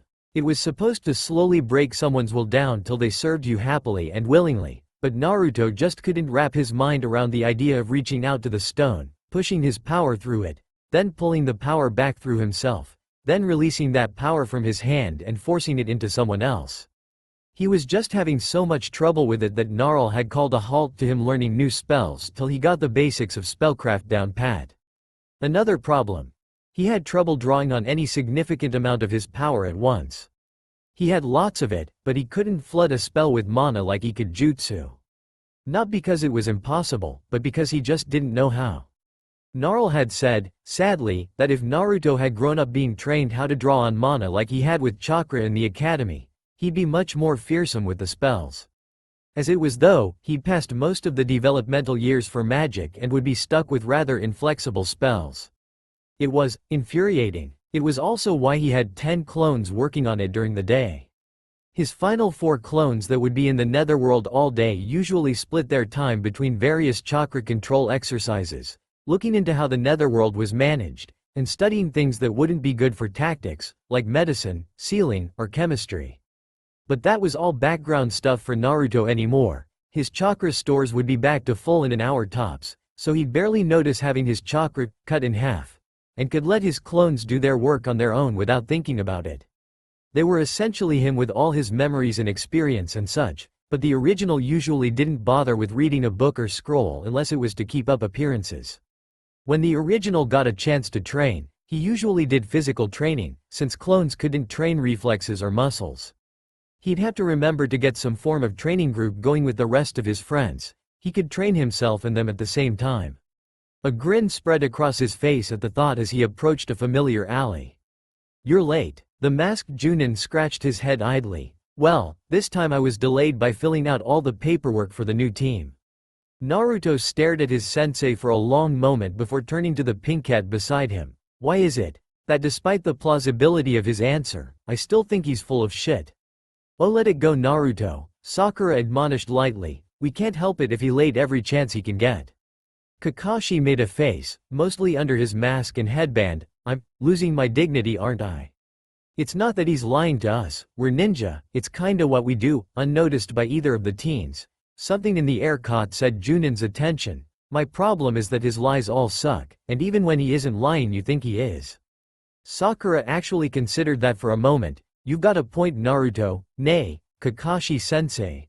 The pink cat turned towards their teacher. "Why do you do that, Kakashi-sensei?" Did you say something, Sakura?" "Kakashi-sensei. Seriously, Kakashi-sensei, how the hell do you get away with being late all the time? I know you're an elite and all, but when I'm Hokage, I ain't going to stand for that shit." "I actually was doing paperwork, Naruto." The lazy Junin looked up from his book at the blonde, noting his disbelieving look. "It takes longer than you'd think to fill it all out." "Then why don't you use some shadow clones to speed the process up? I know not everyone's got my kind of capacity and all, but as long as they don't do any major techniques or forcibly dispelled, you get most of the chakra back." He cocked his head to the side at the Junin. "Making 2 or 3 clones would speed up the process by miles, so why don't you?" Kakashi actually pulled his nose out of his book to give the boy a proud smile, though Naruto could only see his eye. "Well, Naruto, the problem is that since the clones technically aren't me, they can't sign papers for 'em." Trust Naruto to come up with an unusually effective solution right away. It had taken Kakashi months to think of that. Naruto scowled. "That's bull. A shadow clone is effectively you in most respects, but completely in the mental aspect. Paperwork doesn't care if you can't take a hit or are unable to restore your own chakra, so why the hell can't you do it?" Sakura blinked. She hadn't known all of that about shadow clones. Some of it yes, but not all. She'd been surprised that he'd stayed on Kakashi about being late, but he brought up a good points, especially now, and Sakura was interested in the answers as well. Just for curiosity's sake really, but she was interested. Kakashi actually had to think about the answer for a second. "Well, the problem is that protocol just says, clones. As most clones are capable of a certain degree of autonomy but nowhere near enough to justify letting them do paperwork. Also, you and a select few others in the village are capable of using the jutsu for such a, comparatively, frivolous task. The masked Junin tilted his head back, his eye closed in contemplation. Yes. I believe that's it. Protocol says, clones, as in all clones, and there hasn't really been a reason to make an exception for shadow clones. With a snort, Naruto pulled a notepad from somewhere in his armor and began to scribble. He paused for a moment before looking to Kakashi. Nay, Kakashi-sensei. Do you remember the name and number of that rule? Both of his teammates stared at him. What? I've got to remember to change that first thing when I get the job. No way I'm going to just sit and do paperwork all day when I can totally do it faster my way. Kakashi stared at the boy. Naruto, since when do you plan ahead? Sakura blinked and turned to her sensei. Didn't he realize that Naruto had planned a lot of their bell test? Or, did he think she'd been the one planning? Since I grew up, Naruto made it a question, probably, and actually, wondering the same thing as Sakura. I'm not a kid anymore, Kakashi-sensei. The Junin suddenly became serious. No, you're not. Naruto? Kakashi-sensei, don't forget to live, Naruto. That's rich coming from you. Kakashi, I won't, sensei? Sakura was confused, irritated. She wasn't exactly sure, but it was something along those lines. Now, Naruto had been a complete and utter idiot before his trip. He'd pranked people all the time in the academy. He'd painted the Hokage monument, which was actually pretty impressive now that she thought about it. He'd been loud and obnoxious, and a general pain in the ass. But even assuming the Chunin didn't know that Naruto had changed, that kind of look was completely uncalled for. They'd walked to the Hokage's tower in a slightly awkward silence after Kakashi-sensei's comment. Sakura hadn't really understood why the Junin had said that. Of all the people she knew, Naruto was the least likely to forget to live. As they'd walked through the halls, the slightly somber look on the blonde's face had shifted to one of his best grins. She'd briefly considered that it might have been one of his fake ones, but discarded the thought. The smile reached his eyes. It wasn't as big as the grin on his face, but there was a smile in his eyes. The three of them had walked up to the doors of the mission assignment foyer, their spirits lifting, but when the pair of Chunin guards had noticed them, they'd just been, The one on the left had noticed them first and had given them a quick look, doing his job and stuff, making sure they weren't fakes. He hadn't recognized Naruto at first with his armor and sword, but had figured it out when his eyes had landed on Naruto's face. The Chunin had been surprised, but had accepted who it was with just a brief glare at the oversized sword on Naruto's back. That was perfectly understandable. If you're guarding someone, you don't want somebody to bring a giant weapon into the room with them. No, it was the other Chunin that had been an idiot. He'd done the same thing, not recognizing Naruto at first, then figuring it out when he saw the blonde's face, but then he'd glared at Naruto, as if he expected the boy to draw his sword right then and there. Now, Naruto had pranked people and stuff back when he was little, but he'd never been malicious or anything. And that Chunin was giving him a look like he expected Naruto to go crazy and kill people right then and there. Sakura had been very tempted to deck the Chunin. There was no way Naruto didn't notice the look, anymore. He was more than observant enough to notice it, but he didn't say anything, just kept smiling. But a bit of the smile had left his eyes, and Sakura had felt her fists clench. Thankfully, Kakashi-sensei had stepped in, giving the offending Chunin a smile. Nay, Daikoku-san? Naruto is pretty good, but if you're going to practice for the Junin evaluation, it'd be better to spar against me, nay? The implication set in and the man paled. Ick, Kakashi-senpai. I understand. Unbeknownst to Sakura, Kakashi had seen the building explosion in the pinkette's eyes and had moved to stave it off. Normally, a ninja should be able to fend for him or herself, but not everyone could take one of Sakura's punches like Naruto. Inner Sakura decided to make herself known as the trio stepped through the doors. Shanaru. Ain't no one going to hurt my man. Sakura chose to interpret that thought as, no one is going to hurt my teammate. Then Naruto decided to make his presence known as they approached the assignment desk. Morning, Tsunade Oba-chan. What missions you got for us today? Sakura decided to amend her earlier thought. No one's going to hurt my idiot of a teammate but me. Tsunade Shisho would just kill him. The pinkette snagged the blonde around the neck, drawing him into a noogie. Sorry sensei. I'll sort him out. Idiot. You've got no idea how terrifying the goidem is when you say shit like that. Except, the Hokage didn't pound on him, or even yell at him. Instead, her brown eyes went from the kunoichi in front of her desk to the trio in front of her, Team Kakashi. It was a call to attention.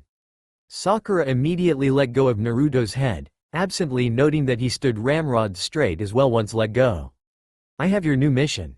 Just now, a message came in that Suna's case cage was kidnapped by the Akatsuki. The trio stiffened slightly at the news, equally surprised looks on both Naruto and Kakashi-sensei's faces. Your orders are to immediately head to Suna, find out the situation and relay it to Konoha. After that, follow the orders of Suna and back them up. They each gave a quick nod, Naruto's face quickly becoming a scowl. How much information do we have? Only that the Akatsuki member used explosives of some kind. The angry scowl deepened. Then would it be possible to requisition a tracker-type nin or team for this mission? Preferably a Hyuga. One of the mission assigners at the table scowled right back. Why? Naruto's head snapped to the man. If Gaara has been kidnapped, it is quite likely that the enemy is taking him far away from Sanagakure to avoid interference with their plan. I would like a tracker of our own in addition to whatever Suna can provide.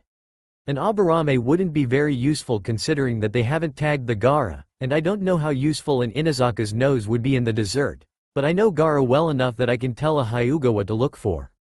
The blonde turned back to the Hokage. As such, I would like to requisition a team of tracker types.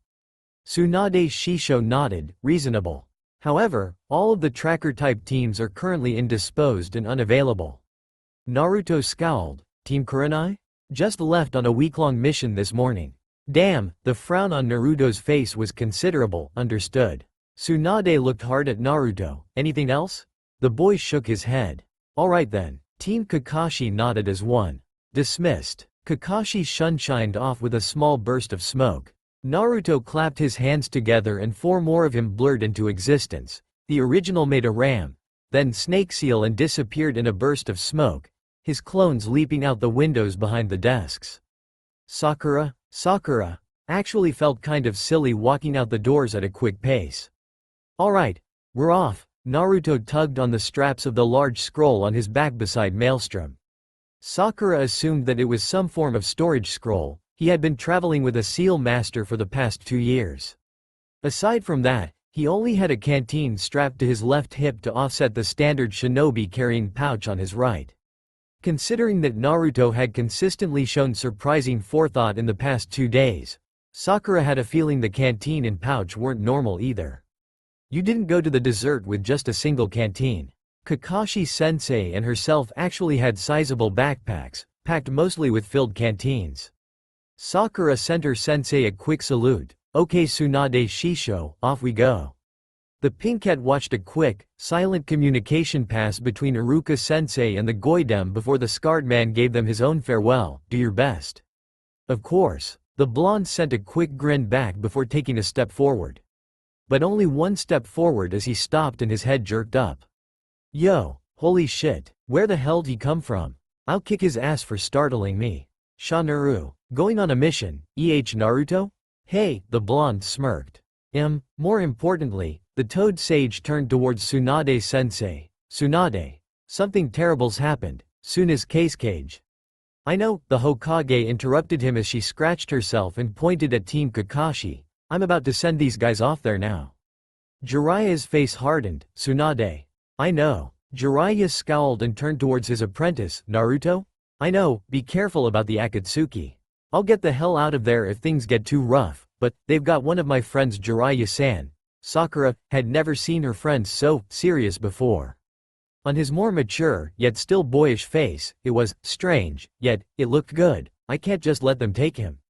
After a moment, the toad sage nodded before turning away from the blonde. Kakashi. Make sure he doesn't do anything stupid. He's all yours. Kakashi-sensei gave Jiraiya what Sakura interpreted as his, I got your meaning, I'll be serious smile. Yeah. Naruto was already on the move. Kakashi-sensei, Sakura-chan, let's go. A slight grimace settled onto Sakura's face before she fell into step behind him. Right.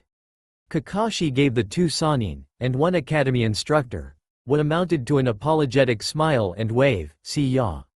Within seconds of his footsteps following his students, they took off, almost literally, moving at a considerable clip down the road. Iruka stared somberly at the retreating forms of two of his students, broken out of his thoughts by the Hokage's voice. Worried? He considered the question for a moment. No, he's not the kind of weak shinobi I would worry about. Sakura too. What? You mean, Gaara? The blonde kunoichi scowled at the dirt. I knew I had a bad feeling. Kakashi spoke in his mission voice. It'll take 3 days to get to Suna from here. Let's hurry. Agreed. The four figures blurred into movement. Naruto clenched his fists tightly, feeling the bones and sinew creak under his own strength. His friend, one of his few, precious friends, was in danger. The one Jinchuriki he hadn't tagged. The one host he hadn't thought to seek out. The one hidden village he hadn't visited. Of course they were going after Gaara first. They'd known the Akatsuki were going to go in order for almost 6 months now. Why hadn't he just swung by to say hi? Why? Naruto, just because I said to hurry, doesn't mean you should split up the team. He glanced back to find his teammates lagging behind and had to push down a frustrated growl. We're not going fast enough. Naruto, we can't go any faster and not risk hurting ourselves. I know, but I can. His hands came up into a familiar cross-shaped seal and he shunted his chakra outwards. 2 more Narutos appeared in the trees, leaping beside the original. All 3 stopped on a branch, taking a knee. Get on. I might be able to make it in 2 carrying you guys and I know it won't hurt me. Sakura stopped beside one of the blondes, Naruto. While Temari's eyes were worried and slightly hopeful, Kakashi's were as hard as steel. Naruto, are you certain? Positive. After a moment's calculation, Kakashi nodded. Move your sword and scrolled to the front then. Naruto did better than that. The blonde slid his scroll to the front and turned maelstrom so it rested horizontally on his lower back. Edge down, there, a seat to boot, now let's go. Sakura didn't hesitate more than a second before clambering onto the blonde's back, gripping his shoulders as he hooked his arms under her knees. Temari followed suit a moment later when the clone before her discarded its sword and scroll, which dispersed into smoke. At her slightly curious gaze, her Naruto simply said, to make up for the weight of your fan and pack. Kakashi declined, waving off the clone before him. I can keep up with you for now. Don't waste the chakra on me. The clone nodded before dispersing itself, letting its chakra return to the original. Everyone settled then? Naruto tried. He really tried to keep his voice controlled, but the edges of his impatience and anger were leaking in. Thankfully for all involved, they were ready. Good. Both Narutos leapt off their branches with enough force to crack the wood beneath them, Kakashi catching up only moments later. Despite his armor, despite his sword, despite his scroll, despite the young woman on his back, despite her pack, Naruto set a hard pace. A speed even Kakashi, more accustomed to moving in extremely fast but short bursts, knew he'd have trouble keeping up with for any length of time. After one branch quite literally buckled beneath Naruto's feet, Sakura spoke up. Naruto, what's wrong? She wasn't worried about her safety or chastity. When the hands on her knees tightened, she was worried about Naruto. The boy was silent for almost a minute before he spoke. I'm just so angry, not just at the Akatsuki, but myself. Everyone looked over at Naruto as he spoke, his voice quiet. I've been to Iwa, Kumo, Kiri, and a number of other, smaller hidden villages. But I never thought to stop by Suna, not once. All the times I could have swung by to just say hi to one of my friends, to someone who understood me. I never did. He growled for a moment before stifling it, but it was enough to startle the women and briefly terrify Kakashi. I could have prevented this, should have known they'd go after him, the pieces were all there. But I didn't see it. Now, one of my best friends, the one I understand the best, he's been captured by the Akatsuki. After a second, Temari carefully asked, understand the best? Naruto didn't speak for a long moment, considering exactly what he wanted to tell them right now. The boy wasn't sure Sakura wouldn't hate him, or at least shun him, for his secret, so, for now, he would withhold information on the Kyuubi. Gaara and I, we're a lot alike. Our villages hated us just for existing. They tried to kill us in their own ways. Konoha tried to sabotage me at every step of my ninja training. Suna wasn't as subtle. Sakura winced, remembering the gazes she'd occasionally seen directed at the blonde. He was targeted by the Akatsuki, just like me. His 3 companions stiffened slightly at the undirected killing intent that swept out of the blonde for just a moment, and yet. Why is it always him that gets the worst of it? Why is it him, and him alone? That's why. That's why I won't just sit around and wait for the report. That's why I'm going to be there for him. This time, I'll save him, and I'll make sure he stays saved. The branch he just landed on exploded beneath him as he leapt. This time, I'll save my friend. Naruto could feel the angry tears forming at the corners of his eyes, knowing that his clone was doing so as well. He didn't notice the tears of gratitude in the other blonde's eyes. Uzumaki Naruto. Thank you. The pink head on Naruto's back absorbed what her friend had said for several minutes before speaking. Naruto. He turned his head slightly, but didn't take his eyes off the branches in front of him. You've really been through a lot, haven't you? The tense silence was all the answer she needed. Uchiha Itachi, you're his target, aren't you? If it had been possible to stumble midair, Naruto would have done it. I wasn't just training these past 2.5 years. Sakura gripped her teammate's shoulders tightly. I was looking through Tsunade's notes and did as much research on the goings-abouts as I could. The enemy Sasuke-kun wants to kill. It's really his older brother Itachi, a member of the Akatsuki, isn't it? Naruto? He didn't know how. Maybe it was the fact that she could use a tree as a club. Maybe it was that she still had the same temper as always, but he'd forgotten just how sharp his pink-haired friend could be. Because of that desire, that motivation, Sasuke is now with Orochimaru in order to gain power. She paused before continuing on, her voice as hard as the magically enhanced blade she sat on. But Orochimaru only wants Sasuke's body, doesn't he? All we have left is half a year, and Orochimaru was originally a member of the Akatsuki. Her voice trailed off for a moment before she picked up strength again. In other words, what I'm saying is this. As we get closer to the Akatsuki, we get closer to information about Orochimaru. And therefore, we get closer to Sasuke-kun. Naruto grinned and focused his attention back ahead. 2 birds with 1 stone. I like that. For once, both sides of Sakura's mind agreed wholeheartedly and without the slightest hesitation. This time, I will save those 2. But, Sakura-chan, the pinkette's attention snapped back to the boy she was riding. I know I promised to bring Sasuke Teme back, but… Naruto? The grip on Sakura's knees tightened for a moment before Naruto forced himself to relax. Hear me out. Sasuke was my friend, and I'd like him to stay my friend, but he quite literally said he was cutting all his ties of friendship with me and Konoha. We fought, and we're probably going to fight again when we meet again, but beating up on me, and hurting you, those are 2 very different things. Naruto turned his head to look Sakura in the eye. Cerulean blue boring into green. If he attacks you, or anyone else I consider a friend, he will have lost his chance. Naruto, what exactly do you mean? I mean, if he attacks someone precious to me, I'm not going to go out of my way to bring him back alive. He stared into her eyes for a long moment before turning back to the direction he was running. I'm sorry. But your life is more precious to me than his. Sakura gripped his shoulders so tightly, they all heard his bones creak in protest. In another world, in another time and place, Sakura might have gotten angry at Naruto. She might have been astonished that Naruto would even consider something like that. That Sakura might have shunned the blonde that she thought she knew. This was not then or there, and this was not that Sakura. This Sakura knew a Naruto that thought ahead, a Naruto that considered the consequences of his actions, a Naruto that had gone out of his way to help his friends. This Naruto didn't say stupid things that hurt people's feelings while meaning well. This Naruto didn't miss stuff that was stupidly blatant. This Naruto knew what was going on in the world. A Naruto that Sakura was finding herself liking despite her best efforts. The pink-haired girl couldn't get angry or be shocked that this more pragmatic Naruto cared for her safety more than the crush she'd had as a kid. When she spoke, her voice was strong, if soft, then.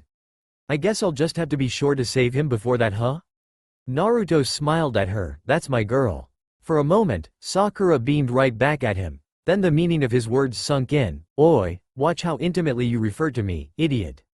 The pinkette lightly thumped Naruto on the back of his head, just above the knot of his headband. The blonde chuckled just a bit before admonishing his passenger. Nay, is that any way to treat your ride? Sakura scowled playfully at the blonde, just as grateful as him for a way to diffuse the tense atmosphere. Well, you should be careful how you refer to a lady, idiot. The pinkette gave him a one-handed noogie, gripping his shoulder tightly with her other hand to keep from falling off the still fast-moving blonde. Oi, do you want to get dumped on your ass? It was then, as Kakashi watched his two former students bicker back and forth, that the masked Junin finally realized something important. He might have known it on an intellectual level for quite some time, but he'd never really known it in his heart.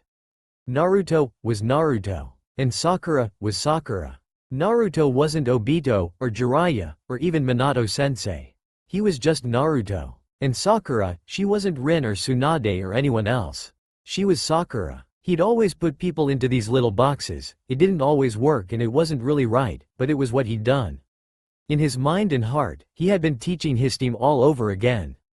Naruto had been Obito, the knucklehead, the idiot, the loud one, the dead last. Sakura had been Rin, the kunoichi, the one with the hair-trigger temper, the forgettable one. The fangirl. Sasuke had somehow been a cross between Obito and himself. A loner with a troubled past, living in the past, an heir to the Sharingan. The genius. But now Kakashi knew, truly knew, deep down, that they weren't. They didn't fit in those nice little boxes. Sasuke had been focused on revenge and anger, caught up with all his own troubles without any real support. Kakashi had tried to provide some, but it hadn't been enough to keep Orochimaru's offer from looking too promising.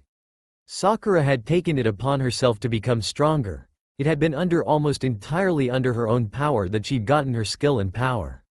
The Goidem had guided her through her growth, but it had taken Sakura's drive to get there. She wasn't going to sit there and be rescued, not anymore. She would not be forgotten. And Naruto, Uzumaki Naruto, the #1 most unpredictable ninja Kakashi had ever met. He wasn't an idiot, he was becoming his own kind of unconventional genius. From what he'd heard from Jiraiya and seen himself, Kakashi knew that Naruto had considerable talent for subtle manipulation. He'd seen the boy's potential in close combat, been on the other side of his growing tactical ability. Naruto was going to be the next Hokage. Kakashi would have to remember not to be late to his coronation. The boy had sounded serious about not standing for that shit. Memo to self. Retire ASAP after Naruto becomes Hokage. That's all for now. If you enjoy this video, then please like, share and do comments.